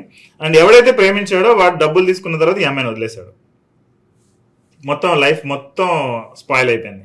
సో మీరు ఎవరైతే ఈ రిలేటెడ్ డబ్బుల్ రిలేటెడ్ మేనేజ్మెంట్ చేస్తున్నారో, లేదంటే ఈవెన్ ఫ్యామిలీ రిలేటెడ్ ఉందో, ఈవెన్ ఇది మొత్తం ప్రొటెక్ట్ చేసుకోవడం కూడా మీ రెస్పాన్సిబిలిటీ, మెన్ రెస్పాన్సిబిలిటీలోనే ఉంటుంది. ఇప్పుడు మీరు ఇది చూసుకోలేదు, డబ్బుల్ రిలేటెడ్ అయినా ఫ్యామిలీలో ఏం జరుగుతుంది ఏం చూసుకోలేదన్నా ఫైనల్ గా నేమ్ వచ్చేది మీకే, మెన్. సో ఆ రెస్పాన్సిబిలిటీ అండ్ ఇవన్నీ కూడా అంటే ఎక్కువ ప్రేమ చూపించాను అని చెప్పి తర్వాత వచ్చి ఏడ్చినా కూడా దానికి ఎటువంటి విలువ ఉండదు ఆ కన్నీటికి అనేది అంతిమ సారాంశం. అవును. అండ్ ఈ రోజుల్లో సోషల్ మీడియా చాలా పాపులర్ గా ఉంది కాబట్టి, చాలా దరిద్రంగా ఉంది. ఎంత పాపులర్ గా ఉందో అంత దరిద్రంగా ఉంది. చాలా జాగ్రత్తగా ఉండాలి వీటితోటి. ఎందుకు అని అంటే కనుక ఆ కలర్ఫుల్ వాటికి మాత్రమే ఎక్కువ అట్రాక్షన్ అనేది జరుగుతుంది. కరెక్ట్. అండ్ ఇందాక మీరు చెప్పారు కదా, అంటే ఎక్కువ ఖర్చు పెడుతున్నారు అనే దానికి కూడా అదే రీజన్. ఎందుకంటే వేరే వాళ్ళు ఎవరో ఫారెన్ వెళ్ళి ఫోటోలు పెడతారు, లేదంటే ఐఫోన్ కొని ఫోటోలు పెడతారు, లేదంటే రెస్టారెంట్స్ వెళ్ళి ఫోటోలు పెడతారు. సో మేము కూడా వెళ్ళాలి, నువ్వు తీసుకెళ్ళట్లేదు అంటారు ఫాదర్ ని. వెకేషన్ వస్తే బయటికి వెళ్ళాలి, ఫోటోలు పెట్టాలి, కరెక్ట్, ఇవన్నీ చెయ్యాలి. సో వాళ్ళ యొక్క ఆర్థిక స్తోమత ఏముంది, మన యొక్క ఆర్థిక స్తోమత ఏముంది, ఏ విధంగా ఉండాలి, ఎలా చెయ్యాలి, ఇవన్నీ కూడా ప్రైమ్ ఎక్స్పర్ట్స్. అంటే నేను ఏమనేది ఏంటి అంటే కనుక స్తోమతకు మించి పిల్లలకి చెప్పినా పరిచయం చేసినా కూడా, అంటే పిల్లలనే కాదు భార్యకు కూడా, అంటే ఉన్నదాన్ని కప్పిపుచ్చి, అంటే నీకు వచ్చేది 10 రూపాయలు అయితే కనుక మనకేముంది ఎంత అంటే అంత ఖర్చు పెట్టగలం అని చెప్పని అప్పులు చేసి అవన్నీ చేస్తే అది ఎంతో కాలం ఉండదు, అది తాత్కాలికమే, టెంపరీ. వన్ ఫైన్ డే ఎవరైతే కనుక నువ్వు భారీగా భావిస్తున్నావో, ఎవరైతే కనుక పిల్లలుగా ఉన్నారో వాళ్లే నిన్ను వేలెత్తి చూపించే పరిస్థితి వస్తుంది.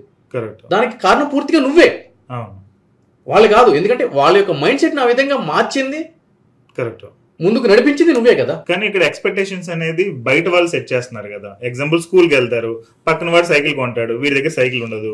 సో పాప బాబు వాళ్ళు డిసైడ్ చేస్తారు. ఎందుకంటే సోషల్ ఇదివరకు అంటే మనం ఓన్లీ ఊర్లో ఉండే చుట్టుపక్కల వాళ్ళు చూస్తే అయిపోయేది. కానీ ఇప్పుడు మనం డైరెక్ట్ ఒక స్టేట్ ని చూస్తున్నాం, లేదంటే ఎంటైర్ కంట్రీలో ఎవరెవరు ఏమేం చేస్తున్నారు అనేది సోషల్ మీడియా ద్వారా తెలిసిపోయింది. సో దీని మూలంగా మెన్ కి బాగా ప్రెషర్ పెరిగిపోయింది అనేది నేను అనుకుంటున్నా. ఇప్పుడు గవర్నమెంట్ స్కూల్ ఉందండి, ప్రభుత్వం పుస్తకాలు ఇస్తే ఇచ్చినట్టు, ఓపెన్ చేసి లెక్చరర్ వచ్చి లేదంటే ఒక మాస్టర్ వచ్చి చదువు చెప్తే చెప్పినట్టు, కరెక్ట్. లేదంటే కనుక ఇంకా ఆ రోజు కథమైనట్టు. మధ్యాహ్న భోజనం పథకం కింద అన్నం పెడితే తిన్నట్టు, లేదంటే తిన్నట్టు. కరెక్ట్. వెళ్తే చదువుకుంటారు, లేదంటే కనుక ఇంటికి వచ్చి ఆ గల్లీలో టైర్ పట్టుకుని ఆడుకుంటారు, లేదంటే కనుక వేరే వేరే ఆ పత్తాల అదో ఏదో ఆడుతూ ఉంటారు పిల్లలు. వాళ్ళకి అంతకు మించిన ఎక్స్పెక్టేషన్స్ ఉండవు, అక్కడ వరకు మాత్రమే పరిమితంగా ఉంటాయి. ఇవన్నీ ఎప్పుడు వస్తాయి అని అంటే కనుక కార్పొరేట్ స్కూల్స్ అనే వ్యవస్థ ఎప్పుడైతే గనక ప్రవేశించిందో సమాజంలో అప్పుడు ఈ కంపారిజన్స్ అన్ని వస్తూ ఉంటాయి. ఎందుకంటే గనక వివిధ సామాజిక పరిస్థితుల మధ్య పెరిగిన పిల్లలందరూ కూడా అక్కడికి రావడం జరుగుతుంది. ఒక బిజినెస్ మ్యాన్ పిల్లలు, ఒక ప్రభుత్వ ఉద్యోగి పిల్లోడు, ఒక ప్రైవేట్ ఎంప్లాయీ పిల్లోడు. సో ఈ విధంగా ఒక లాయర్ కొడుకు, ఒక చార్టెడ్ అకౌంట్ కొడుకు, ఒక డాక్టర్ కొడుకు, సమ్ ఎక్స్, ఒక పోలీస్ కొడుకు, YZ ఇది. సో వాళ్ళ యొక్క కుటుంబ నేపథ్యం ఆధారంగా వాళ్ళని పంపించడం జరుగుతుంది. సో డేలో ఒక రోజు సివిల్ డ్రెస్సెస్ పంపించవచ్చు. మీరు మీ అబ్బాయికి ఒక నైకో, ఒక పూమానో, సమ్ ఎక్సో, YZ బ్రాండ్ వేసి పంపిస్తూ ఉంటారు. నేను కుమార్ షర్ట్ వేసి పంపిస్తూ ఉంటా. వాడు నాకు బ్రాండ్ అని చెప్పని అంటూ ఉంటాడు. వీడికి అసలు అప్పుడు బ్రాండ్ అంటే ఏంటో తెలియదు, అప్పుడు తెలుసుకుంటాడు. అరే బ్రాండ్ అంటే అని ఇంటికి వచ్చి ఆన్ అడుగుతాడు. వాడు బ్రాండ్ వేసుకుని వచ్చాడు, ఇదేమో బ్రాండ్ లేదు నాకు, ఇక్కడ పరిగెత్తే గుర్రం లేదు, ఇక్కడ ఇట్లా రైట్ కొట్టేది లేదు, ఇక్కడ లోగో నాకు అది కావాలని చెప్పని నైకి. సో దాని గురించి వీడు పరిగెట్టడం మొదలు పెడతాడు. ఇప్పుడు ప్రభుత్వ స్కూల్స్కి వెళ్ళారు అనుకోండి, అక్కడ ఏమీ లేదు కదా, అంటే ఎడ్యుకేషన్ లేదంటారు కదా. అదే ఎగ్జాక్ట్లీ నేను ఏమంటున్నానంటే మీకు అన్నీ కావాలి, మీరు చేయాల్సింది మీరు చెయ్యరు, రైట్? ఇప్పుడు ఎడ్యుకేషన్ అనే వ్యవస్థ లేదంటే సరే ఒప్పుకుంటాం, అంటే అన్ని స్కూల్లో కల్పించాలి అని అంటే కనుక అది ఒక మిత్తు. ఈ రోజు హైదరాబాద్ లో రాజ్భవన్ కి సంబంధించిన ప్రభుత్వ స్కూల్ ఉంది. ఈ రోజు అడ్మిషన్ ఇయర్ స్టార్ట్ అయింది మళ్ళీ. మీరు ఒకసారి చూడండి, కెమెరా పెట్టి చూడండి, ఎంత మంది అడ్మిషన్స్ గురించి ఎగబడతారో చూడండి. దాంట్లో ఎవరెవరు ఉంటారు అనుకుంటారు, మళ్ళీ ప్రభుత్వ ఉద్యోగులు ఉంటారు, అదే విధంగా బిజినెస్ చేసే వాళ్ళ కేటగిరీకి సంబంధించిన వ్యక్తులు ఉంటారు. ఎందుకు అంటే కనుక అంత అద్భుతంగా ఉంటుంది ఎడ్యుకేషన్ అక్కడ, రైట్? సో నేను ఏమంటాను అని అంటే కనుక ఎప్పుడైతే కనుక మనము వీటిలన్నింటినీ కాదనుకుని పైకి వెళ్తున్నామో అప్పుడే మనం ఆర్టిఫిషియల్ హైప్ అనేది ఇవ్వడం మొదలు పెట్టేశాము అని చెప్పని అంటున్నాను. ఏ ప్రభుత్వ స్కూల్లో చదివిన వాళ్ళు ఈ రోజు IAS-లుగా IPS-లుగా అయిన వాళ్ళు లేరా? ఉన్నారు. ఈ రోజు మన రాష్ట్రంలో ఉన్న DGPలు కానీ కమిషనర్లు కానీ ప్రభుత్వ స్కూల్ నుంచి వచ్చిన విద్యార్థులు కాదా? కరెక్ట్. కానీ అప్పుడు అకౌంటబిలిటీ అడిగేవాళ్ళు కదా, పొలిటీషియన్స్ నో లేదంటే రిలేటెడ్ స్కూల్ టీచర్ దగ్గరికి వెళ్ళి కొంచెం అకౌంటబిలిటీ అడిగేవాళ్ళు. ఏంటి ఎందుకు చెప్పట్లేదు, లేదంటే ఏం చేయట్లేదు, ఈ స్కూల్లో ఫెసిలిటీస్ లేవు, ఈ టైప్ లో ఒక 5-6 ఫ్యామిలీలో లేదంటే ఒక 50 మంది 100 మంది వెళ్ళి అడిగేవాళ్ళు. కానీ ఈ మధ్యన అది కూడా లేదు కదా. ఎందుకు అడగట్లేదు అని అంటే కనుక నువ్వు ఓటేసేటప్పుడు నీకు 5,000 కావాలిగా, దొబ్బి తింటున్నావు 5,000 తీసుకుని, అడిగితే చెప్పు తీసి కొడతారు, నేను మామూలుగా కొట్టరు, రూమ్ లో కొడతారు మళ్ళీ. కొట్టడా? కొడతారు, ఎందుకంటే ఓటుకి తీసుకున్నాం కాబట్టి. బరాబర్ అది బంద్ చేయి, అప్పుడు లైబిలిటీ వస్తుంది. నీ దగ్గరే కదా ఉంది, రైట్? కరెక్ట్. అంటే ప్రతిదానికి ఒక లాజిక్ ఉంటుంది కదండి. ఇప్పుడు ప్రభుత్వం కూడా అంత విస్మరించి ఏం లేదు, వాళ్ళకి క్లియర్ గా తెలుసు వీళ్ళకి ఏం కావాలి, వీళ్ళు ఏం చేస్తున్నారు అని చెప్పాలి. అల్టిమేట్ ప్రతిదీ ప్రభుత్వం మీద, ప్రభుత్వ ఉద్యోగుల మీద, అందరి మీద తోసేసి మనం గాలికి తిరుగుతాము అని అంటే కనుక ప్రతి ఒక్కరికి లైబిలిటీ ఉండాలి. ఫండమెంటల్ రైట్స్ ఏ విధంగా ఉన్నాయి, ఫండమెంటల్ డ్యూటీస్ కూడా అదే విధంగా ఉంది కదా. చెట్టును పెంచాలి, అది సాగకుండా చూడాలి, ఫండమెంటల్ డ్యూటీ కదా అది. పర్యావరణాన్ని కాపాడాలి అని చెప్పి నువ్వేం చేస్తావు, అటు ఇటు చూస్తావు, ప్యాంట్ అప్పు తీసి అక్కడ పోయి టాయిలెట్ పోతావు దాని మీద. కరెక్ట్. నీ బాధ్యత నువ్వు చెయ్యవు, నీకు అన్ని కావాలి. ఎక్కడి నుంచి వస్తాయండి ఆ సోషల్ రెస్పాన్సిబిలిటీ? అసలు ఈ మధ్యన అయితే చాలా వరకు పోయింది, లేనే లేదు. నీ కావాల్సిన అభిమాన హీరో సినిమాకి టికెట్ దొరకకపోతే మాట్లాడే రూల్స్ నువ్వు సమాజంలో నీవు చేయాల్సిన బాధ్యతల మీద, నీకు నువ్వు నిర్వర్తించాల్సిన విధుల మీద ప్రశ్నించడానికి లేదు. అండ్ ఇంకొకటి చూస్తే ఈవెన్ ఇప్పుడు మనం పాత్ హోల్స్ చూసుకుంటే రోడ్డు మీద వెళ్తామంటే సడన్ గా ఒక పెద్ద హోల్ ఉంటుంది. అది ఈవెన్ ఇంత టెక్నాలజీ పెరిగింది, వెళ్ళే bike no car no shoot చేసేసి టికెట్ ఆటోమేటిక్ గా మనకి పంపించే టెక్నాలజీ వచ్చింది, కానీ ఈ మ్యాన్ హోల్ ని రోడ్డుకి ఈక్వల్ గా వేసే టెక్నాలజీ ఇంకా లేదు. సో ఈవెన్ ఎవరు అడగరు కూడా ఈ రిలేటెడ్ ఇలా ఉంది ఏంటి అనేది, అసలు అడిగే క్వశ్చనింగ్ సిస్టమే ఇప్పుడు ప్రెసెంట్ పోయింది. ఇప్పుడు మీరు నైట్ ఏదో ఫంక్షన్ కి వెళ్ళి లేదంటే ఫ్యామిలీతో సినిమాకి వెళ్ళి వస్తూ ఉంటారు, అర్ధరాత్రి మధ్య గాలినా కొడుకులు రోడ్ల మీద ఎక్కువైపోయారు, అడ్డగోలుగా తిరగడం మొదలు పెట్టారు. మీరేమనుకుంటారు, ఏ చిల్లర గాలతో నాకు ఎందుకు రాబోయాను మీరు వెళ్తున్నారు, మీ పార్ట్ ఆఫ్ డ్యూటీ ఏంటి? కరెక్ట్, కంప్లైంట్ చేయాలి. రైట్, ఈ విధంగా చేస్తున్నారు, ఇట్లా ఫ్యామిలీకి ఇబ్బంది అవుతాయి, రేపు పొద్దున ఎవరిని ఒంటరిగా ఆడపిల్ల జాబ్ చేసుకుని వస్తా ఉంటే కనుక ఆ పిల్లకి ఇబ్బంది అవుతుంది అని చెప్పని, నువ్వు చేస్తావా చెయ్యు, నాకు ఎందుకు అని చెప్పని అనుకుంటావు.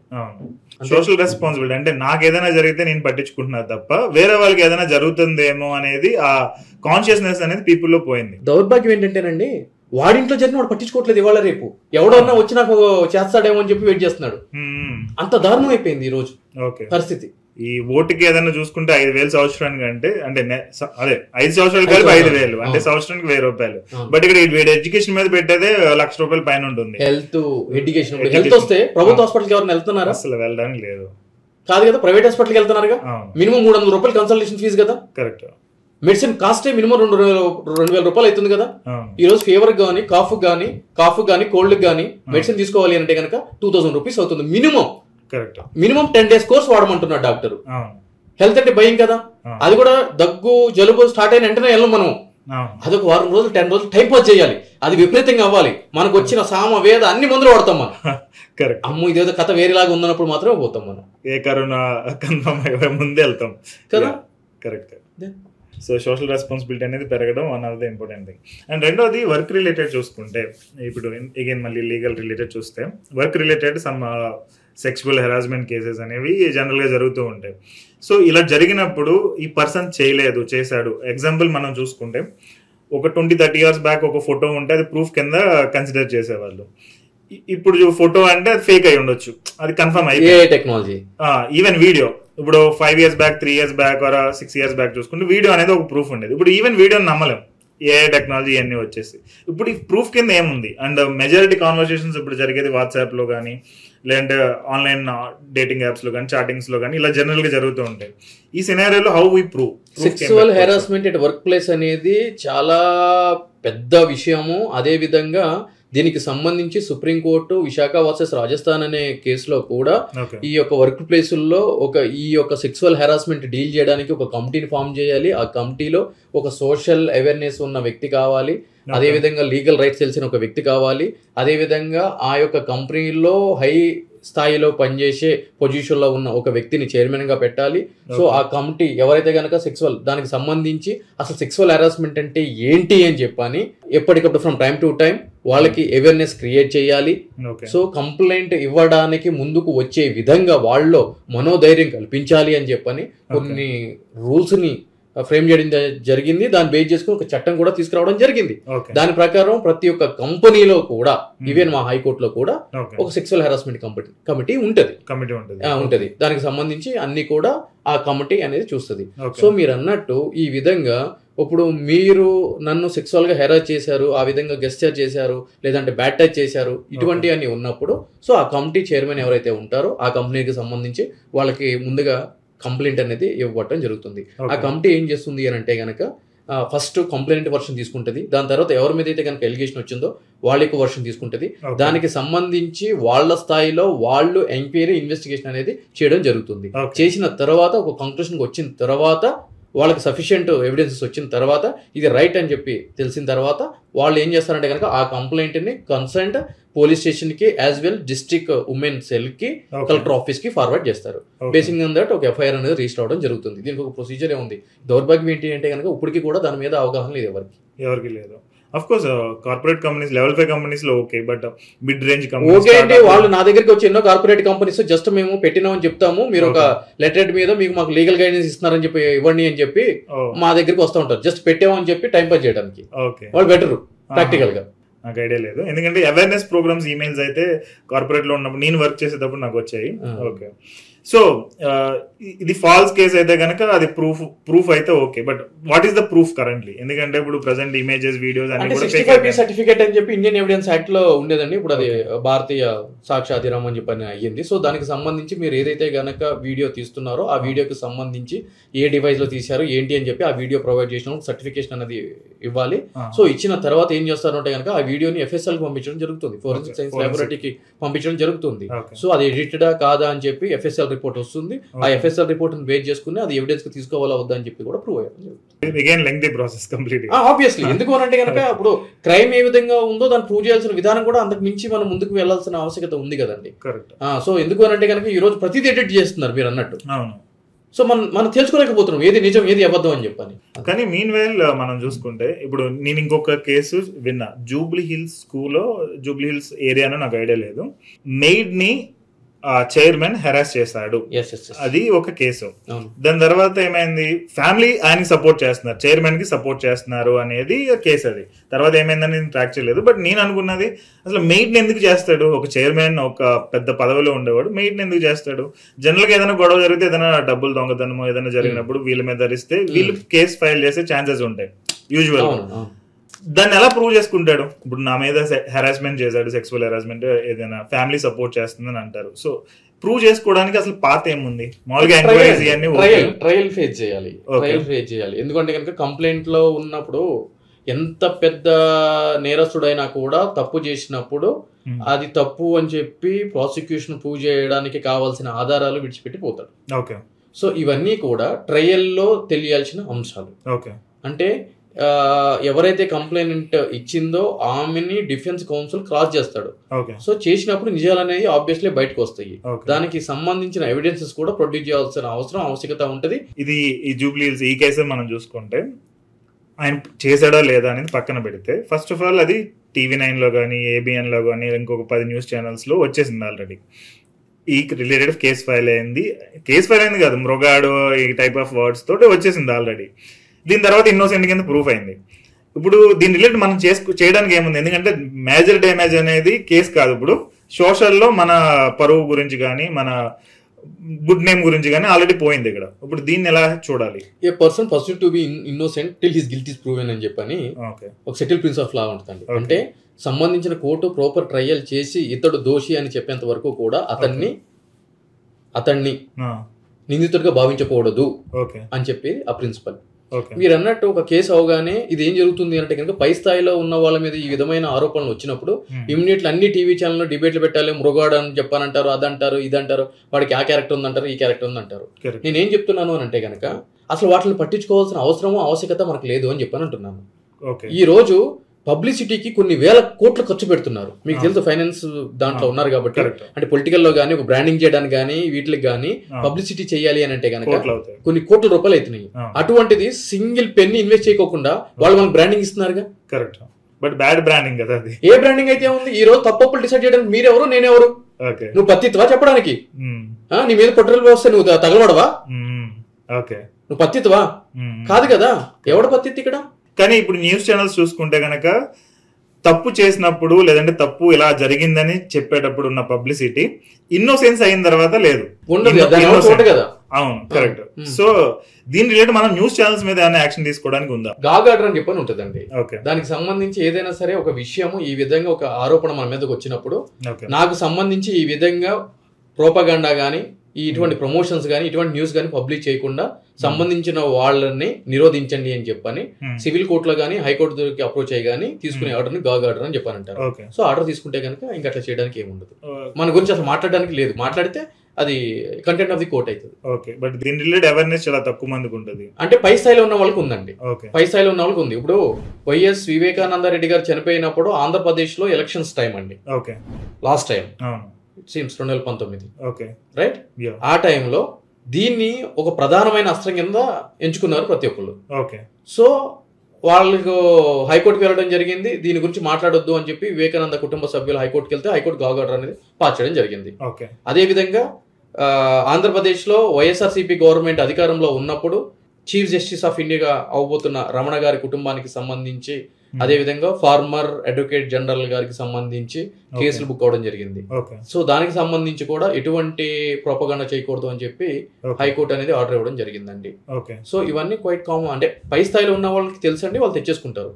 సో సామాన్యుడికి పెద్ద పోయేది ఏముంటుంది? వాళ్ళకి అవసరం లేదు కదా. అవసరం లేకపోయినా అసలు జనరల్ గా ఇంపాక్ట్ అయ్యేది సామాన్యుడికి ఎక్కువ కదా. వీడి సర్కిల్ ఒక విలేజ్ లో అట్లయితే డబ్బులు పెట్టుకోండి. మరి అయితే డబ్బులు ఉంటే అన్ని సాధ్యపడతాయి. మరి ఓకే. సో ఇండియాలో మనీ లేకుండా ఏమీ జరగదు. ఈవెన్ లా రిలేటెడ్ కూడా మనీ అనేది ఉంటేనే ఫేవర్ ఉంటుంది. కరెక్ట్, ఫైన్, గుడ్ థింగ్ అండి. అండ్ ఇంకా ఇందాక వర్క్ ప్లేస్ రిలేటెడ్ మనం డిస్కస్ చేస్తున్నాం కదా. ఇది one of the work place. Principal or chairman maid ని హెరాస్ చేయడం అనేది. ఈవెన్ టాక్సీ డ్రైవర్ది ఒక కేసు విన్నాను. అదేంటంటే ఆవిడ ఈయనకి ఇన్స్ట్రక్షన్స్ ఇస్తుంది, వాడు ఏదో ప్రాబ్లంలో ఉండి ఆవిడ మీద అరిచాడు. అరిస్తే ఆవిడ క్యాబ్ లో సెక్సువల్ హెరాస్మెంట్ అన్నట్టు ఒక కేసు ఫైల్ చేసింది. ఇప్పుడు ఇది నేను చేయలేదు అని అనడానికి, ఆయన చేయడానికి చూపించడానికి ఏమీ లేదు, చేశాను అనడానికి ఏం లేదు, ఎందుకంటే ఇది జస్ట్ క్యాబ్ లో ఒక 1 hour జర్నీ. ఇప్పుడు ఈ సినారియోలో ఆయన బయట ఎలా పడవచ్చు? బయట పడవచ్చు అని అంటే కనుక, ఇక్కడ బయట పడాలి అని అంటే కనుక ఇనిషియల్ గా 509 గెస్చర్ ద్వారా ఓట్స్ ద్వారా చేశాడు అని అంటే కనుక 509 ఉంటుంది, లేదంటే కనుక 354 ABCD అని చెప్పి సబ్ క్లాస్ ఉంటాయి, దాన్ని బేస్ చేసుకుని ఉంటాయి. దాంట్లో అరెస్ట్ చేసే అవకాశం ఉన్న కేసులు చాలా తక్కువగా ఉన్నాయి, అంటే మీరు చెప్పే స్కినారియాలో. ఇనిషియల్ గా FIR అవుతుంది, నోటీసులు ఇస్తారు, పిలిచినప్పుడు విచారణకు రావాలి అని చెప్పని అంటారు. అదే విధంగా రేపు పొద్దున్న ఛార్జ్ షీట్ ఫైల్ చేసిన తర్వాత కోర్టులో కూడా ఆమె రావాల్సి వస్తుంది కోర్టుకి. మీరు చెప్పే కేసులన్నీ కూడా ట్రయల్ బేస్డ్ కేసులు అండి. సో ట్రయల్ లోనే తేల్చుకోవాల్సిన ఆవశ్యకత ఉంటుంది. ఓకే. అండ్ ఇంకొకటి, ఈవెన్ ఇంకొక వర్క్ ప్లేస్ రిలేటెడ్ చూసుకుంటే టీచర్ జనరల్ గా వాడెవడో సిగరెట్ తాగుతున్నాడనో, లేదంటే అమ్మాయిలు సిగరెట్లు తాగుతున్నారనో ఈ టైప్ లో వాళ్ళని మందలించడం జరిగింది. బట్ వాళ్ళు వచ్చేటప్పటికి బ్యాడ్ టచ్ అని చెప్పి కేసు పెట్టారు టీచర్ మీద. ఈవెన్ లెక్చరర్ మీద కూడా ఇలాంటి కేసెస్ చూస్తూ ఉన్నాం. సో జనరల్ గా వెళ్ళి డైరెక్ట్ పోస్కో కేసులు ఆ టైప్ లో ఉంటది కదా, అంటే మైనర్స్ మీద టచ్ రిలేటెడ్ ఈ టైప్ లో. సో దీన్ని ఎలా హ్యాండిల్ చేయాలి ఒక టీచర్ మీద అలాంటి కేసులు ఏమైనా పడితే? దీనికి సంబంధించి నిన్న కేరళ హైకోర్టు ఒక క్లియర్ జడ్జిమెంట్ ఇవ్వడం జరిగింది. ఈ రోజు పిల్లలు స్కూల్స్ కి డ్రగ్స్ తీసుకొస్తున్నారు, సెక్సువల్ గా బాగా ముందుకు వెళ్ళిపోతున్నారు, లెక్చరర్స్ అంటే భయం లేకుండా పోతుంది, కొట్టకూడదు అనే ఒక ఫండాన్ని బేస్ చేసుకుని వీళ్ళు అడ్వాంటేజ్ తీసుకుంటున్నారు అని చెప్పని ఒక క్లాస్ టీచర్ మీద FIR బుక్ చేస్తే అతను యాంటిసిపేటరీ బెయిల్ అప్లై చేస్తే ఆ కేసులో కేరళ హైకోర్టు చెప్పింది ఏంటి అంటే కనుక టీచర్ చేతిలో బెత్తం అనేది ఉండాలి, స్టిక్ అనేది ఉండాలి, అది ఉంటేనే పిల్లలు భయపడతారు. అదే విధంగా ఈ విధంగా టీచర్స్ మీద కంప్లైంట్ వచ్చినప్పుడు ఒక ప్రిలిమినరీ ఎంక్వైరీ అనేది కండక్ట్ చేయాలి. ఆ ప్రిలిమినరీ ఎంక్వైరీ చేసిన తర్వాతనే అది ఆ యొక్క నిజం ఎంత అబద్ధం ఎంత అనే ఒక వాస్తవికతను తెలుసుకున్న తర్వాతనే క్రైమ్ అనేది రిజిస్టర్ చేయాలి అని చెప్పి ఈ విధంగా గైడ్ లైన్స్ స్టేట్ DGP అన్ని పోలీస్ స్టేషన్లకి ఇవ్వాలి అని చెప్పి ఉత్తర్వులు ఇవ్వడం జరిగింది. ఓకే, ఇది జరుగుతుందా? ఇది ఆల్రెడీ కేరళలో స్టార్ట్ అవుతుంది, ఇప్పుడు ఆల్మోస్ట్ ఇండియా మొత్తం కూడా ఈ విధంగా స్టార్ట్ అవుతుంది. ఎందుకంటే నేను ఈవెన్ ఒక ప్రభుత్వ స్కూల్ టీచర్ మీద అలా జరిగినప్పుడు ఆయన ఈవెన్ సూసైడ్ ఏదో చేసుకున్నాడని విన్నా యాక్చువల్ గా. ఏంటంటే ఆ టైప్ లో అది భరించలేక అలాగా. ఈవెన్ మొన్న అదేదో డాన్స్ టీచర్ మీద ఈ అమ్మాయిలు అంటే మైనర్ అమ్మాయిలు డాన్స్ టీచర్ ని సెక్సువల్ గా యూజ్ చేసుకుంటున్నారు ఒక సర్టెన్ పీరియడ్ ఆఫ్ టైం. దాని తర్వాత ఏదో ఇష్యూ వచ్చి ఆయన వేరే ఊరు వెళ్ళిపోతామంటూ గొడవ అయ్యి ఆయన మీద మళ్ళీ పోస్కో కేసు అయింది. సో పోస్కో ఇవి చాలా స్ట్రాంగ్ కేసెస్ కదా మైనర్స్ మీద రిలేటెడ్. ఈవెన్ మొన్న భార్గవ్ అని చెప్పి అదేదో కేసు ఒకటి అయింది, ఇన్ఫ్లుయెన్సర్ భార్గవ్ కార్లో ఏదో చేసేది. ఈవెన్ వీళ్ళు బయటకు కూడా రావట్లేదు, ఈవెన్ చెప్పుకుని ఏమైనా చేద్దామన్నా బయటకు కూడా రానివ్వట్లేదు, ఫుల్ స్ట్రాంగ్ కేసు పెట్టేసి వాళ్ళని క్లోజ్ చేసేయడం ఆ టైప్ లో జరుగుతుంది. సో ఇలాంటి సిచ్యువేషన్ లో మెన్ ఎలా ఉండాలి అసలు? పోస్కో అనేది చాలా డేంజర్ కేసు అండి. సమాజంలో కూడా కొంత అడ్వర్స్ ఒపీనియన్ పడుతుంది మీద. సో ఈ రోజు అంటే ఒకప్పుడు పిల్లలు వేరు, ఇప్పుడు పిల్లలు వేరు. ఈ రోజు కార్పొరేట్ స్కూల్స్ కానీ మిగిలిన వ్యవస్థ కానీ విద్యా వ్యవస్థ కానీ మనం చూసుకున్నట్లయితే కనుక డ్రగ్స్ అనేది చాలా దారుణంగా అయిపోతుంది. అది వాలంటరీగా కాకపోయినా కొంతమంది ఏం చేస్తున్నారంటే కనుక చాక్లెట్ల రూపంలో, ఐస్ క్రీమ్ రూపంలో వాళ్ళకి by one way or the other ఏదో ఒక విధంగా వాళ్ళకి అలవాటు చేసి దాని తర్వాత వాళ్ళని దానికి ఎడిక్ట్ చేసి వాళ్ళు కొనుక్కునే విధంగా వాళ్ళని తయారు చేసి దానికి ఏం చేస్తుంది అంటే కనుక కంపల్సివ్ డిజైర్ ఆఫ్ సెక్స్ కి దారితీస్తుంది. అంటే ఈ డ్రగ్స్ ఈ మొత్తంలోకి ఏం చేస్తుంది అని అంటే కనుక సెక్స్ అనేది కావాల్సి వస్తుంది. వాళ్ళని వీళ్ళని ప్రొవోక్ చేయడము, దానికి సెక్స్ కి దాన్ని దారి తీసే విధంగా చేయడము. ఎప్పుడైతే కనుక వద్దు అని చెప్పి అని అంటారో ఎలా అయినా సరే ఆ యొక్క డిజైర్ ని తీర్చుకోవడానికి వాళ్ళ మీద కేసులు పెట్టడము ఇటువంటివన్నీ కూడా జరుగుతుంది. ఇప్పుడు మనము చూసుకున్నట్లయితే కనుక 2-3 సంవత్సరాల క్రితం ఢిల్లీలో బస్ డ్రైవర్ కి సంబంధించి ఏ విధంగా ఒక పెద్దది దేశం మొత్తం కూడా జరిగింది. అదే విధంగా 2012లో కూడా గజియాబాద్ లో 4th class students, 6th class students 2nd class student తోటి ఓరల్ సెక్స్. ఇవన్నీ కూడా దేశంలో అసలు అందరూ భయపడే పరిస్థితికి దారితీసినాయి. సో పేరెంట్స్ ఎప్పటికప్పుడు అలర్ట్ గా ఉండాలి. పిల్లలు ఏం చేస్తున్నారు, వాళ్ళు ఫోన్లు ఇస్తున్నాము, వాళ్ళ ఫోన్లో ఏం చాటింగ్ చేస్తున్నారు, ఏం చూస్తున్నారు, ఆ హిస్టరీ ఏముంది ఏంటి, ఫ్రమ్ టైం టు టైం. ఇక్కడ ఏం జరుగుతుందంటే కనుక పేరెంట్స్ మానిటరింగ్ పిల్లల మీద కరువైపోతుందండి. వాళ్ళు ఎంప్లాయీస్ అయిపోవడము, లేదంటే బిజినెస్ లో బిజీ అయిపోవడము, లేదంటే కనుక వాళ్ళ యాక్టివిటీస్ లో వాళ్ళు బిజీ అయిపోవడము.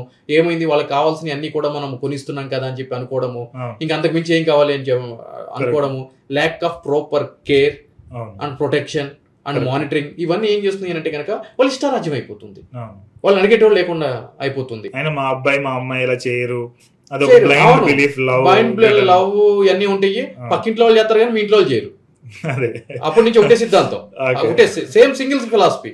పక్కింటి వాళ్ళు చేస్తారు, పక్కింటి వాళ్ళ కొడుకు కూతురు అటువంటి వాళ్ళే ఎదవలు, కానీ మా ఇంటి వాళ్ళు కాదు. కరెక్ట్.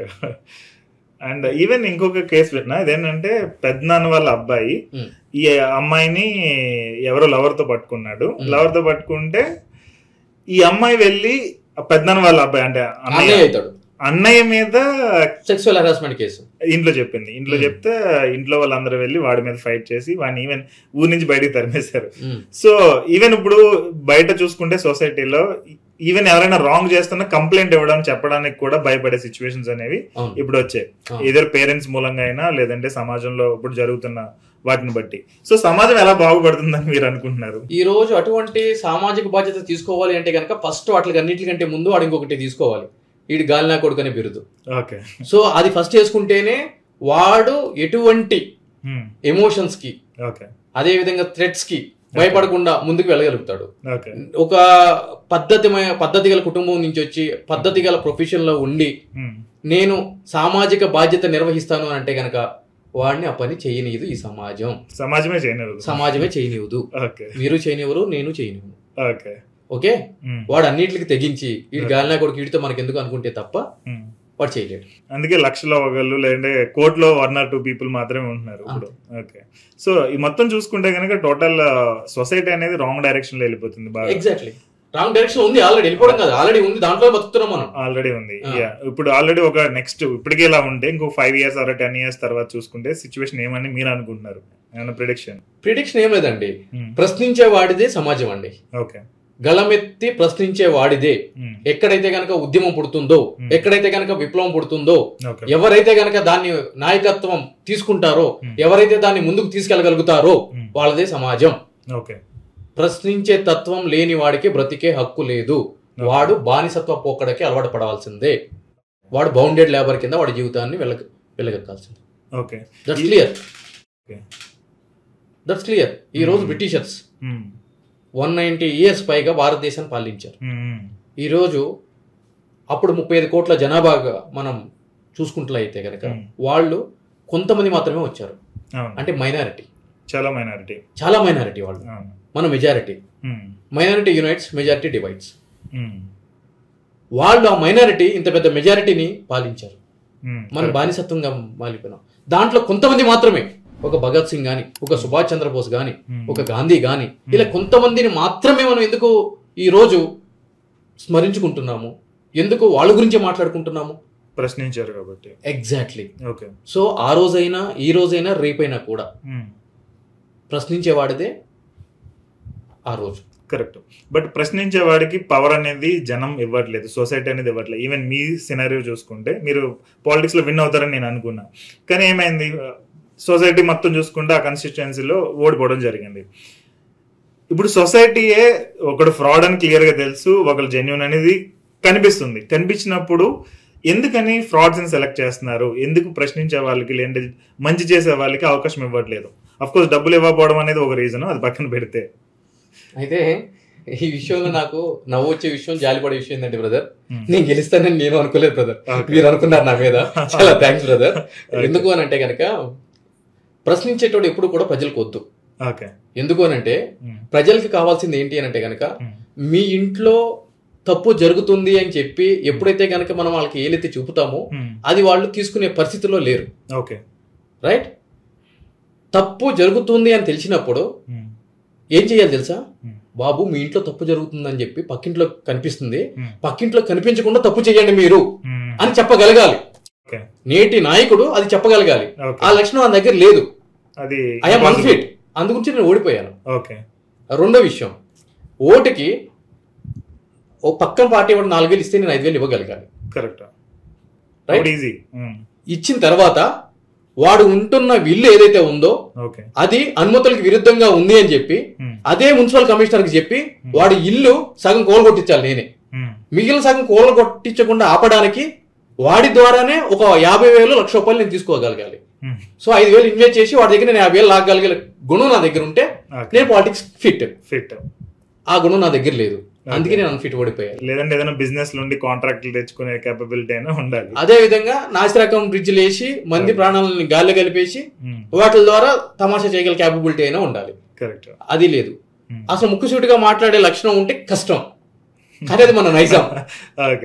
రైట్. ఇంకొకటి అన్నారు, ఈ విధంగా ఉంటే ఎట్లా గెలిపిస్తారని చెప్పి. అహల్యులు ఏంటి బ్రదర్ గెలిపించేది? మనం తీసుకోవాలి అధికారాన్ని. ఆ సత్తా ఉంది అని చెప్పి నేను నమ్ముతున్నాను కాబట్టి స్టిల్ నేను ఇంకా రాజకీయాల్లో ఉన్నాను, మళ్ళీ కంటెస్ట్ చేస్తాను. నేను గెలిచేంత వరకు కూడా ఈ పోరాటం ఆగదు. గ్రేట్.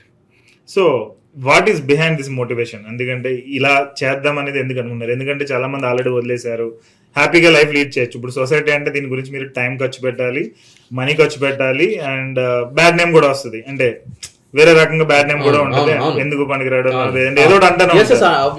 సో ఎందుకని మీరు ఇన్ని నెగటివ్స్ ఉన్నా ఎందుకు చేద్దామని అనుకుంటున్నారు? ఎందుకు చేద్దాం అనుకుంటున్నాను అని అంటే కనుక, నా బాల్యం నుంచి కూడా నేను వివక్షకు గురయ్యాను. అంటే ఒక బాల్యంలో ఒక బాలుడికి అంటే ఒక విద్యార్థికి సరైన సమయంలో అందాల్సిన ఏవైతే వస్తువులు ఉంటాయో, అంటే చదువు కావచ్చు, వేసుకోవడానికి బట్టలు కావచ్చు, తినే తిండి కావచ్చు, ఆడుకునే ఆట కావచ్చు, ఏదైనా కూడా అవి నాకు అందలేదు. రైట్. వివక్ష జరిగింది నా మీద. అదే విధంగా ఆ వివక్షని ఎదుర్కొనేందుకు కావాల్సిన బ్యాక్గ్రౌండ్ నాకు లేదు, ఆ ఆర్థిక స్తోమత నాకు లేదు. సో అటువంటి వివక్ష నుంచి వచ్చిన నేను ఈరోజు ఈ విధంగా గళమెత్తి ప్రశ్నించకపోతే నా జీవితానికి అర్థం లేదు కదా బ్రదర్. నా జీవితానికి అర్థం లేదు కదా. ఈ రోజు నిజం చెప్పాలి అని అంటే కనుక నాకు ఇవన్నీ అవసరం లేదు. నాది చాలా చాలా అంటే beautiful life, decent and happy life అనేది ఈజీగా నోబెల్ ప్రొఫెషన్ లో ఉన్నా నేను. కరెక్ట్. ప్రొఫెషన్ కి సంబంధించి చాలా మంచి పేరు తెచ్చుకున్నా నేను. మీరు నా పగోడు దగ్గరికి వెళ్ళినా కూడా ప్రొఫెషనల్స్ గా చెప్తే చాలా అద్భుతంగా చేస్తాడని చెప్పి చెప్తాడు. అంతటువంటి తెచ్చుకున్నాను నేను. ఒకళ్ళ దగ్గరికి వెళ్ళి నాకు ఇది ఇవ్వు అని చెప్పి అడిగే పరిస్థితి నా దగ్గర లేదు. వెళ్ళి ఆఫీస్లోకి వెళ్ళి చైర్లో కూర్చుంటే నా అపాయింట్మెంట్ గురించి వెయిట్ చేసే వ్యక్తులే తప్ప. దట్ కాంపిటీషన్ కూడా లేని ప్రొఫెషన్ అది. ప్రొఫెషన్ ఎందుకంటే చాలా తక్కువ మంది ఆ టైప్ లో ఉన్నారు కాబట్టి. అది నేను చేసే కేసులు కూడా అసలు ఎవరు వాళ్ళు మేమైతే చేయలేము, అతనే చేస్తారు, అతని దగ్గరికి వెళ్ళమని చెప్పి పంపించే కేసెస్ టేకప్ చేసే పరిస్థితిలో నేను ఉన్నాను. నా దగ్గర ఏం లేవు, వేసుకోవడానికి కాస్ట్లీ బట్టలు లేవా, ఫోన్లు లేవా, వాచ్లు లేవా, కార్లు లేవా, ఏం లేవు, అన్నీ ఉన్నాయి. కానీ ఆ వివక్ష అట్లానే ఉంది. ఇవన్నీ కూడా ఆ వివక్షను పోగొట్టవే. ఆ బాధ, ఇవన్నీ ఎలా? సో ఆబ్వియస్లీ ప్రత్యక్షంగా నేను వాటిని అనుభవించా కాబట్టి ఇటువంటి పరిస్థితులు వేరే వ్యక్తులకు రాకూడదు. నాకు తోచినంతలో నేను నా వరకు నేను ఎంత చేయగలుగుతాను. నేను రాత్రి సమాజాన్ని మార్చేస్తాను చెప్పితే నేను చెప్పను బ్రదర్. నా వరకు నేను మార్చుకుంటా, దట్స్ ఇట్. చూసి నేర్చుకుంటే నేర్చుకో, లేదంటే మూసి కూర్చో, నాకు అవసరం లేదు. నువ్వేమనుకుంటావో నాకు అవసరం లేదు. నేను ఏం చేస్తానది మాత్రం నాకు ఇంపార్టెంట్. కరెక్ట్. కానీ ఈవెన్ మనం ఈ రిలేటెడ్ మీరు ఏదైనా యాక్టివిటీ చేస్తున్నప్పుడు నేను చూస్తున్నా పెద్దగా లైక్స్ ఉండు, పెద్ద షేర్స్ ఉండు, చాలా తక్కువ మంది దాన్ని ఎంకరేజ్ చేస్తూ ఉంటారు. ఈవెన్ ఈ డిస్కరేజ్మెంట్ లో కూడా చేస్తున్నారంటే అది చాలా గ్రేట్ అనేది నేను అనుకుంటున్నాను. చాలా చాలా చాలా చాలా చాలా రైట్ క్వశ్చన్ అండ్ చాలా వండర్ఫుల్ క్వశ్చన్ అడిగారు బ్రదర్. ఎవడో లైక్ కొట్టపోయినా, ఎవడో షేర్ చేయకపోయినా నేను యాక్టివిటీస్ చేస్తానే ఉన్నాను అని అంటే కనుక ప్రజలకు అర్థమై ఉండాలంటే నా మైండ్ సెట్ ఏంటో. కరెక్ట్. ఎందుకంటే ఒకడు పెడితే నేను తినలే, ఒకడు సాయం చేస్తే నేను లేవలే. ఇది నా స్వయం కృషి. ఆఫ్టర్ ఆల్ నువ్వెంత, నీ కోసమా నేను బతుకుతున్నాను, నా కోసం నేను బతుకుతున్నా. నువ్వు కొట్టే లైకు నాకు అన్నం పెడుతుందా? నువ్వు ఇచ్చే షేరు నాకు బట్టలు ఇస్తుందా? ఏముండదు, నథింగ్. నువ్వు ఈ ఫ్యానిజాలు అన్నా అని చెప్పాలి, నాకు మెసేజ్ వస్తాయి. వాడు పనుగానే మెసేజ్ వస్తుంది ఇన్స్టాలో కానీ ఫేస్బుక్ లో కానీ, అన్నా నేను నీకు బిగ్ ఫ్యాన్ అన్నా, నిన్ను అసలు నువ్వు చంపేస్తావన్నా, పొడిచేస్తావన్నా, ఒకనొక టైంలో నేను పొడుచుకుని చంపుదాం అనుకున్నా అన్నా, కానీ నేను చూడలేమో ఏమోనేమోనని నేను చచ్చిపోలేదన్నా అని చెప్పినాక, అన్నా నాకు ఒక కేసు ఉందన్నా అని చెప్పాను. ఈ రోజు నాతో మాట్లాడాలి అని అంటే కనుక 5,000 రూపీస్ కన్సల్టేషన్ ఫీజు. అది ఎగరగొట్టడానికి ఈ తమాషా అంతా. నీ ఇంట్లో సమస్య వచ్చినప్పుడు నువ్వు ఎప్పటి నుంచో చూస్తున్నప్పుడు ఇప్పుడు గుర్తుకొచ్చినా నేను బై డిఫాల్ట్ అంటే పీపులే ఫ్రాడ్ ఇక్కడ. ఈవెన్ ఎలక్షన్ టైంలో చూసుకున్నా, నార్మల్ గా చూసుకున్నా పీపుల్ ఎక్కువ మంది ఫ్రాడ్ ఉన్నారు. కింద మెసేజ్లు పెడతా ఉంటారు ఏమని, రే నువ్వు ఇన్ని మాటలు చెప్తావు, నువ్వు పెద్ద కమర్షియల్ గానీ రా పోయి, నీతో మాట్లాడాలంటే కన్సల్టేషన్ కట్టాలంటే అవరా పోయి పుక్కట్లే చెప్తాదా, నువ్వు నాకు పెడుతున్నావు కదా తిండి, నా కార్లో డీజిల్ పోస్తున్నావు కదా, నా ఫోన్ రీఛార్జ్ నువ్వు చేస్తున్నావు కదా. ఈవెన్ మా రిలేటెడ్ కూడా సేమ్ ప్రాబ్లం. ఎందుకంటే ఫైనాన్షియల్ అడ్వైజ్ అనేది వీళ్ళు ఫ్రీగా ఎక్స్పెక్ట్ చేస్తారు. ఫ్రీగా ఇస్తే మేము రాంగ్ ప్రొడక్ట్స్ సెల్ చేయాలి. మేమేమంటే ఛార్జ్ చేసి దానికి కరెక్ట్ గైడెన్స్ ఇస్తాం. కరెక్ట్ గైడెన్స్ ఇచ్చినప్పుడు వీళ్ళు మీకెందుకు కట్టాలి, ఫ్రీ కదా, ఫ్రీగా ఇవ్వచ్చు కదా. So who will maintain that entire office? మీరు పని చేద్దామండి, మీరు నేను ఏం చేద్దామంటే బ్యాగ్ సర్దుకుందాం. మనకి ఎవరైతే ఫ్రీగా మెసేజ్ చేయమంటారో చక్కగా వాళ్ళ ఇళ్లలోకి వెళ్దాం. ఇళ్లలోకి వెళ్ళి ఒక 2 రోజులు ఉందాం. మనకు కావాల్సిన మన ఇళ్లలో మనం పొందే సౌకర్యాలని వాళ్ళు చేయమని చెప్దాం. అవి చేసిన తర్వాత మనం ఫ్రీ అడ్వైజ్ ఇచ్చేసి వద్దాం. దానికి వాళ్ళు రెడీ అంటే కనుక మనం రెడీ అయిద్దాం. మనం వెళ్ళటం అంటే ఇక్కడ మనకు తెలుసు కదా, మన మీద ఆధారపడిన వాళ్ళందరినీ తీసుకుని వెళ్ళాలి, మనం నమ్ముకున్న స్టాఫ్ కూడా తీసుకుని వెళ్ళాలి. మీ దగ్గర 50 మంది ఉంటే 50 మంది సర్దుకోమని చెప్పండి బ్యాగులు. నన్ను నమ్ముకున్న 200 మంది ఉన్నారు, వాళ్ళు సర్దుకోమని చెప్తాను నేను. అప్పుడు తెలుస్తుంది నొప్పి ఎట్లా ఉంటుందో. వాళ్ళ గురించి పట్టించుకునే పరిస్థితిలో మీరు లేరు, నేను లేను. ఎందుకంటే కనుక వీఆర్ ప్రొఫెషనల్స్ అండి. కరెక్ట్. బట్ ఆ క్రౌడ్ అనేది ఇంకెప్పుడు ఉండనే ఉంటది. గ్రాటిట్యూడ్ అనేది లేని క్రౌడ్ అనేది అండి. వాళ్ళు పనికి మాలిన క్రౌడ్. వాడికి పని వాడు మీకే కాదు, మీలాంటి 100 మందికి మెసేజ్ చేస్తాడు.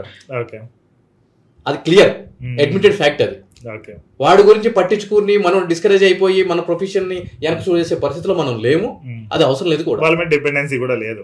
ఇంత ఓపెన్ గా ఈ రోజు ఈ కెమెరా మనం చెప్పగలుగుతున్నాము అని అంటే కనుక ఆ స్టఫ్ మన దగ్గర ఉంది కాబట్టి మనం మాట్లాడగలుగుతున్నాం. అది లేనోటోడు వెనక్కి మాట్లాడతాడు. చూడి నా కామెంట్ సెక్షన్ లో వాళ్ళ వీరత్వం అంతా చూపిస్తూ ఉంటారు. ఇప్పుడు తలుచుకుంటే మీరు చేయలేరా, నేను చేయలేనా? నేను తలుచుకుంటే 100 ఫేక్ అకౌంట్ క్రియేట్ చేస్తా. ఈలేనా వాడికి తమాషా నేనంటే ఏందో చూపిలేనా? అంటే వాళ్ళే నా చూపించేది, మనం చూపిలేమా? చూపించవచ్చు. ఏం పని పాట లేకుండా రోడ్డు మీద తిరిగేటోడు ఒక కామెంట్ కొడితే ఇంత పెద్ద ఆఫీస్ ఎస్టాబ్లిష్ చేసుకుని ఇంత మందిని మెయింటైన్ చేసి ఒక కాన్స్టిట్యున్సీలో ఒక పార్టీ, ఒక నేషనల్ పార్టీ నుంచి కంటెస్ట్ చేసి ఎమ్మెల్యేగా వచ్చిన వ్యక్తి మళ్ళీ ఇంకా కనిపించడం అనుకున్నట్టు మళ్ళీ వచ్చి మాట్లాడుతున్నాను అంటే నేను ఎన్ని అకౌంట్లు క్రియేట్ చేయగలను? ఎంతమందికి సమాధానం చెప్పగలను? మనం మొదలెడితే ఎట్లా ఉంటది? కరెక్ట్. ఓన్లీ థింగ్ ఈజ్ ఏంటంటే టైం లేక కాదు, డబ్బు లేక కాదు, రిసోర్స్ లేక కాదు, వాడిని పట్టించుకోక.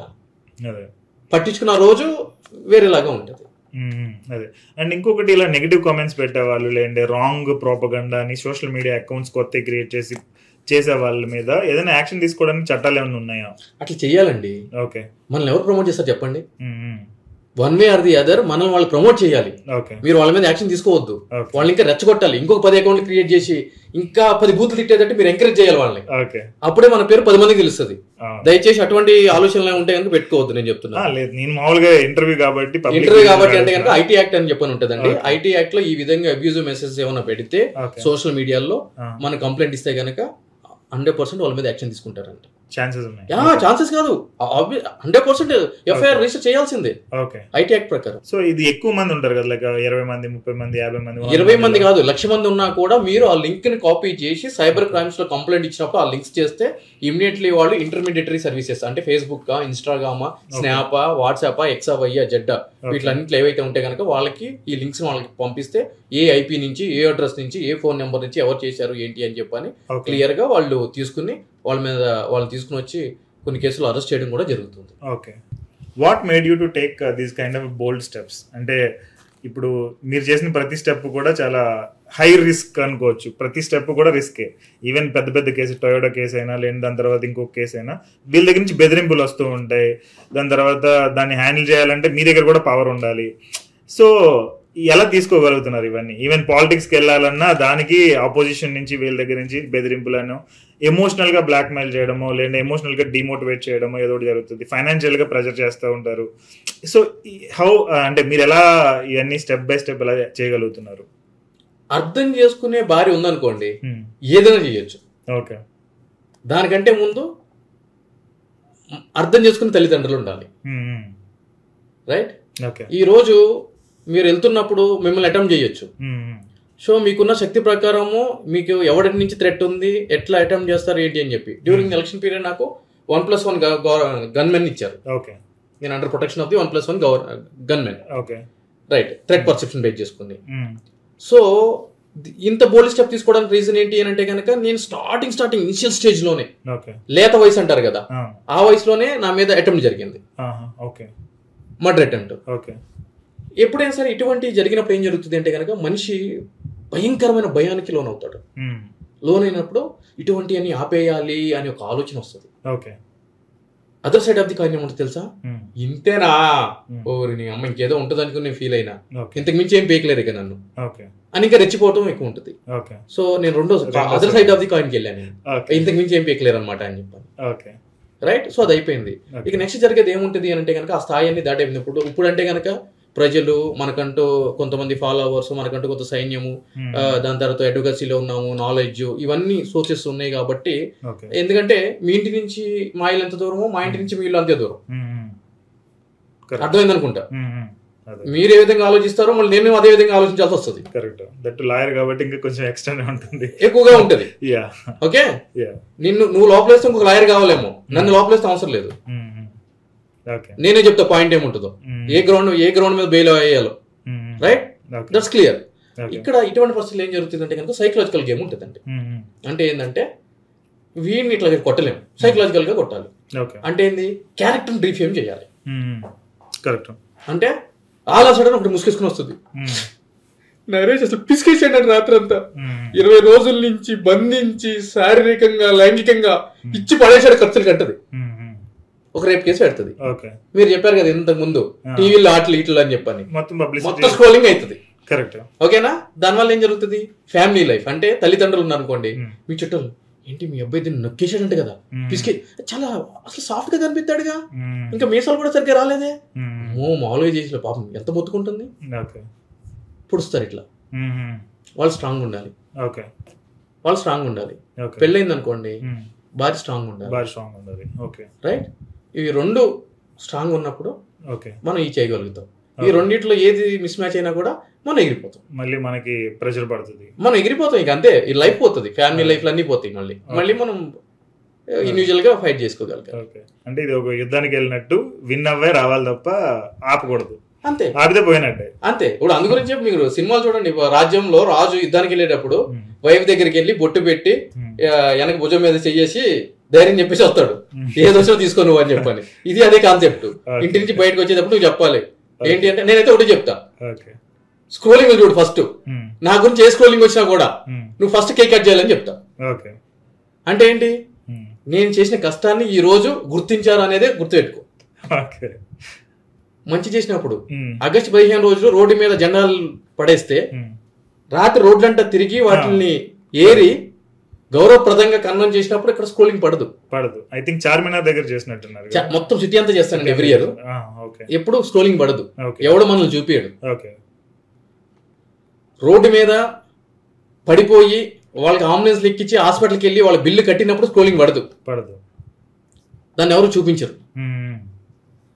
ఈ రోజు ఎస్సీ, ఎస్టీ, బీసీ గురుకులాల విద్యార్థులు జిల్లాల్లో అవతల అడవుల్లో కనీస వసతులు లేకుండా, పాముగాటలకి ఒక ప్రాపర్ ఫుడ్ లేకోకుండా, లైంగిక వేధింపులకి గురయ్యి చదువుకునే పరిస్థితి ఉన్న నేటి ఈ రోజుల్లో బలిసిపోయి బెంజుల్లో తిరిగే అగ్ర కులాలకి సిటీ నడిబొడ్డులో 800 కోట్లు 900 కోట్ల భూమిని 800 రూపాయలకి 900 రూపాయలకి ఇచ్చిన ప్రభుత్వాలను ప్రశ్నించి అవి మాకి వద్దు, ఆ యొక్క గురుకులాలని సిటీ మధ్యలో కట్టండి, వాళ్ళకి మెరుగైన వసతులు కల్పించండి అని చెప్పని ఆ యొక్క భూముల్ని తిరిగి ప్రభుత్వానికి ఇప్పించినప్పుడు స్కూలింగ్లు పడవు.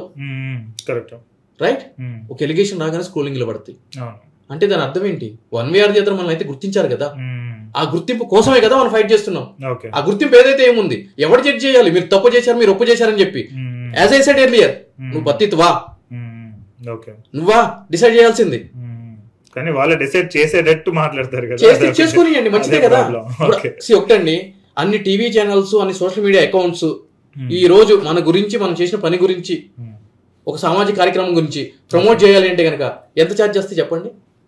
Crores above 50 crores. నేను చెప్తున్నా కదా, ఆ 50 కోట్లు ఇవ్వకుండా మన గురించి వాళ్ళని రాతలు రాస్తున్నారంటే 50 కోట్లు మనకు ఒక్కటికి ఇచ్చినట్టే కదండి. దాన్ని ఎందుకు అప్రిషియేట్ చేయట్లేదు మీరు? ఏది నెగిటివ్, ఏది పాజిటివ్, ఎవరు చెప్పాలి? ఇది ఎవరు చెప్పాలి? పబ్లిక్ కూడా లేదా రైట్, ఎందుకంటే వాళ్ళు కూడా 5,000 తీసుకుని ఓటేస్తున్నారు కదా. కరెక్ట్. మనకి మనం చెప్పుకోవాలంటారు. అయితే మన అంతరాత్మకి మనం చెప్పాలి, మనం నమ్ముకున్న కుటుంబానికి మనం చెప్పాలి. కరెక్ట్. ఓకే. ఇంకోటి ఏంటంటే, ఈ గురుకులాలు రిలేటెడ్ లేదంటే ఆదివాసీ టైప్ లో వీళ్ళు ఉంటారు, లేదంటే బాగా పేదరికంలో ఉండేవాళ్ళు కొన్నిసార్లు కేసెస్ లో ఇరుక్కుని దానికి బెయిల్ కూడా డబ్బులు లేకుండానే పీరియడ్ అనేది స్పెండ్ చేస్తూ ఉంటారు, ఒక 5 years 10 years. దాని తర్వాత ఇన్నోసెన్స్ అని ప్రూవ్ అవుతుంది, బయటకు వస్తారు. సో వీళ్ళ టైం అనేది వేస్ట్ అయినందుకు గవర్నమెంట్ నుంచి ఏమన్నా వీళ్ళకి పరిహారం ఉంటుందా? ఉంటుందండి, కాంపన్సేషన్ ఉంటుంది. ఓకే, కానీ అది ఇచ్చినా కూడా వేస్ట్, అప్పటికి జీవితం అయిపోతుంది కాబట్టి. జీవితం అయిపోతుంది, అయిపోయింది. ఓకే. ఈ కైండ్ ఆఫ్ కేసెస్ లో ఉండే వాళ్ళు అంటే బయట వాళ్ళతో కనెక్ట్ అయ్యి బెయిల్ తెచ్చుకుని బయటకు రావడానికి ఏమైనా స్కోప్ ఉంటుంది? Article 39A constitution of India, every state government as well as the central government duty bound to provide free and fair legal aid. Okay, ఉచితంగా సత్వరమైన న్యాయ సహాయం ప్రతి ఒక్క పౌరుడికి అందేలాగా చేయటం రాష్ట్రాల యొక్క ప్రాథమిక కర్తవ్యం అని చెప్పని 39A పొందుపరిచి ఉంది. ఎవరికైతే ఈ విధంగా లాయర్ను పెట్టుకోలేని స్థితిలో ఉంటారో వాళ్ళ తరపున రాష్ట్ర ప్రభుత్వమే ఒక లాయర్ను పెట్టి లీగల్ హెల్ప్ చేసి వాళ్ళని బయటికి తీసుకురావాల్సిన బాధ్యత రాష్ట్ర ప్రభుత్వం మీద ఉంది. కానీ చేయరు కదా. లీగల్ సర్వీస్ అథారిటీస్ అని ఉంటాయి. ఓకే, సో అప్రోచ్ అవ్వాలి, దానికి అప్రోచ్ అవ్వాలి. క్యాస్ట్ సర్టిఫికేట్, అదే విధంగా రేషన్ కార్డు, వాళ్ళ యొక్క సంపాదనకు సంబంధించి, వాళ్ళ యొక్క కులానికి సంబంధించి చేస్తే ఒక లాయర్ని ప్రొవైడ్ చేయడం జరుగుతుంది. దీన్ని రిమైండ్ ఖైదీలు అంటారా జనరల్ గా? అదేనా? అంటే ఇక్కడ ఏం జరుగుతుంది అంటే కనుక ఈ శిక్ష పడిన కన్విక్టెడ్ కానీ, లేదు అని అంటే కనుక అండర్ ట్రయల్ కానీ, సో వీళ్ళు ఎవరికైనా కూడా ఈ విధమైన సౌకర్యం కల్పించుకోవచ్చు. ఓకే, అంటే నేను యాక్చువల్గా అంతకుముందు వీళ్ళకి అట్లీస్ట్ 100 members కి హెల్ప్ చేద్దాం, బయటకి తీసుకొద్దాం ఈ టైప్లో, ఇంకా ప్రూఫ్ అవ్వని ఇన్నోసెంట్గా ఉండే ఈ ట్రయల్లో ఉండే వాళ్ళకి చేద్దామని అనుకున్నా. సో ఇప్పుడు ఒక ఎక్స్టర్నల్ పర్సన్ అలాంటివి ఏమైనా చేయాలంటే సోషల్ సర్వీస్ కింద ఏదన్నా అవకాశం ఉందా? ఉందండి. నాలాంటి అడ్వకేట్ని ఒకళ్ళని హైర్ చేసుకుని వాళ్ళ ద్వారా బెయిల్స్ అవన్నీ చేసి షూరిటీస్ ప్రొవైడ్ చేసి, అలానే కొంతమంది ఒక 10 మందినో 20 మందినో మీ ఎంప్లాయీస్ ఉంటే కనుక బెయిల్స్ అంటే నాలాంటి న్యాయవాది బెయిల్ తీసుకొచ్చిన తర్వాత వాళ్ళకి షూరిటీస్ అనేది పెట్టడం జరుగుతుంది. దానికి సంబంధించి 20,000, 10,000, 5,000 సంబంధించిన కోర్టు వారు ఒక ఉత్తర్వులు అనేది ఇవ్వడం జరుగుతుంది. దానికి సంబంధించిన అమౌంట్ మీ దగ్గర పెట్టుకుని ఒక 2 షూరిటీస్ కావాలనుకున్నప్పుడు 2 వ్యక్తులు వాళ్ళకి ఆధార్ కార్డులో పాస్పోర్ట్ సైజులు పెడితే తీసుకురావచ్చు. బట్ వీళ్ళు బయటకు వచ్చిన తర్వాత ఏదైనా క్రైమ్ చేస్తే మళ్ళీ షూరిటీ ఇచ్చిన వాళ్ళకి ఇబ్బంది కదా. అవును, ఫైనాన్షియల్ గా అంటే అది ఓకే, బట్ ఇది వేరే ఏమైనా మిస్టేక్ చేస్తే మళ్ళీ ప్రాబ్లం అవుతుంది కదా. ఐ థింక్ అదేనా రీజన్ వీళ్ళు బయటకు రాకపోవడానికి? అదే, అంటే వాళ్ళకి కావాల్సిన ఫస్ట్ ఫైనాన్షియల్ ప్రాబ్లం అండి. ఓకే, అంటే వాళ్ళకి సంబంధించిన ఎవరో ఒక వ్యక్తులు ఉంటారు, ఇబ్బంది ఏం లేదు. కానీ వాళ్ళు పెట్టడానికి అంటే వాళ్ళ ఆధార్ కార్డులు ఇవ్వడానికి వాటికి ఇబ్బంది ఏం లేదు, కానీ డబ్బులు పెట్టాలంటే ఇబ్బంది. సో కాబట్టి అటువంటి వ్యక్తులు ఎవరైనా ఉంటే కనుక వాళ్ళకి సంబంధించిన సంబంధికుల్ని వాళ్ళ ద్వారా ములాఖాతులకు వెళ్ళి కలిసి వాళ్ళ ద్వారానే కలుసుకుని వాళ్ళు తీసుకుని వచ్చి ఆ ఫైనాన్షియల్ ఆస్పెక్ట్స్ మనం చూసుకుంటే తీసుకురావచ్చు, మనకు ఆ ఇబ్బంది ఉంది అని అనుకుంటే. ఓకే, థ్యాంక్స్ అండి, thank you so much for all this information. And మీరు ఏమైనా ఫైనల్ గా చెప్పాలనుకుంటున్నారు మన ఆడియన్స్ కి? నేను చెప్పేది ఏంటి అని అంటే కనుక మీ ద్వారా నా ద్వారా ఒకళ్ళు చెప్తే వినే పరిస్థితిలో మీరు లేరు, ఆ విషయం నాకు తెలుసు. సో అల్టిమేట్గా ఏ యొక్క విషయాన్ని మనము మన జీవితంలో నేర్చుకోవాలి, ఏ విషయాన్ని నేర్చుకోవద్దు అనే విచక్షణ మీ మీదే పూర్తిగా ఉంది. ఎందుకంటే సోషల్ మీడియాలో ఈరోజు పనికిమాలిన విషయాల్ని ఈ రేంజ్లో వైరల్ చేస్తున్నారు అంటే కనుక దానికి ప్రధానమైన కారణం పనిలేని మీరే. కాబట్టి మీరు ఈరోజు మాలాంటి ఎక్స్పర్ట్స్ విలువైన సమయాన్ని వెచ్చించి ఇటువంటి విషయాలు చర్చించి దానికి ఒక సెటప్, ఒక ఎడిటింగ్ చేసి సామాజిక మాధ్యమాల్లో తీసుకొస్తున్నారు అని అంటే కనుక ఏది బొడ్డులు చూపించి పైన సైజులు చూపించి ఇటువంటి పరిస్థితుల్లో వాటికే రేటింగ్స్ ఉంటాయి, షేర్స్ ఉంటాయి అని చెప్పి తెలిసినా కూడా ఇటువంటి విషయాలు తీసుకొస్తున్నారు అని అంటే కనుక మా ప్రయత్నం దేనికోసమో ఎవరి కోసమో ఒక్కసారి ఆలోచించండి. ఆలోచించపోయినా కూడా మాకైతే పోయేదేం లేదు. సో ఈ విషయాన్ని అర్థం చేసుకుంటారని చెప్పని తిట్టేవాళ్ళంటే తిట్టండి, ఇబ్బంది ఏం లేదు.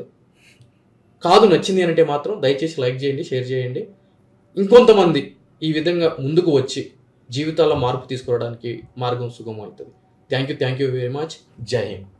Thank you so much Naresh garu. And ఈ రిలేటెడ్ మనం ఆల్రెడీ విన్నాం కదా, లా రిలేటెడ్ నేను చాలా డీప్ క్వశ్చన్స్ అడిగాను. ఇంకా మీకు ఏమైనా క్వశ్చన్స్ ఉంటే కనుక ఇక్కడ కామెంట్ సెక్షన్ లో పోస్ట్ చేయండి. నేను ఇంకొక ఇంటర్వ్యూ తీసుకుంటాను, ఎందుకంటే ఇది చాలా పెద్ద సబ్జెక్ట్. ఆల్రెడీ 1.5 hours పైగా ఆయన యాక్చువల్గా దీన్ని ఛార్జ్ చేయాలంటే 1 to 2 lakhs ఛార్జ్ చేయొచ్చు ఈజీగా, లెస్ అనుకున్నా. కానీ ఆయన మనకి ఇప్పుడు ఫ్రీగా ఇంటర్వ్యూ ఇచ్చారు అండ్ చాలా వరకు డౌట్స్ చాలా డీటెయిల్ గా క్లారిఫై చేశారు. సో మీకేమైనా ఇంకా డౌట్స్ ఉంటే నాకు ఇక్కడ కామెంట్ సెక్షన్ లో పెట్టండి, నేను అడుగుతాను. ఓకే, ఇంకొకటి ఏంటంటే మనం ఎవరికైనా పబ్లిక్ వర్క్ చేసేటప్పుడు వాళ్ళ దగ్గర నుంచి ప్రాపర్ ఎంకరేజ్మెంట్ కానీ సపోర్ట్ కానీ లేదు, అండ్ బిసైడ్ అంటే దాని పక్కన మళ్ళీ నెగిటివ్గా కామెంట్ చేస్తున్నారు, బ్యాడ్గా మాట్లాడుతున్నారు అన్నప్పుడు కొంచెం ఫ్రస్ట్రేషన్ అనేది ఒకటి ఉంటుంది, అండ్ ఒక కైండ్ ఆఫ్ ఎందుకు చేస్తున్నాం అనేది ఒక ఫీలింగ్ అనేది వస్తుంది. సో మీరు సొసైటీలో ఉన్నప్పుడు ఆల్రెడీ జరిగే ఎంటర్టైన్మెంట్ సబ్జెక్ట్ న్యూస్ ఛానల్స్ అయినా లేదంటే సోషల్ మీడియాలో జరిగే ఎంటర్టైన్మెంట్ అయినా ఆల్రెడీ లైక్స్ షేర్స్ ఇవన్నీ బాగానే వెళ్తున్నాయి. సో ఇలాంటి సోషల్ యాక్టివిటీస్ మీద కూడా మీరు కొంచెం లైక్స్ చేయడం, లేదంటే షేర్ చేయడం, లేదంటే వేరే వాళ్ళకి చెప్పడం, ఇలాంటివన్నీ చేయండి. సో దట్ మీకు అది బెనిఫిట్ అవుతుంది, సొసైటీకి బెనిఫిట్ అవుతుంది మేజర్గా, మీకు కాదు. రెండోది ఏంటంటే ఫైనాన్స్. మనీ అనేది లేనప్పుడు ఈవెన్ అది లా అయినా లేదంటే నార్మల్ పర్సనల్ ఫ్యామిలీ అయినా ఫిట్నెస్ అయినా ఏదైనా కానీ చాలా ఇంపాక్ట్ అవుతుంది. సో మనీ అనేది చాలా important subject in your personal life. So దాని మీద కూడా కొంచెం ఫోకస్ పెట్టండి. Okay, thank you so much, have a great day.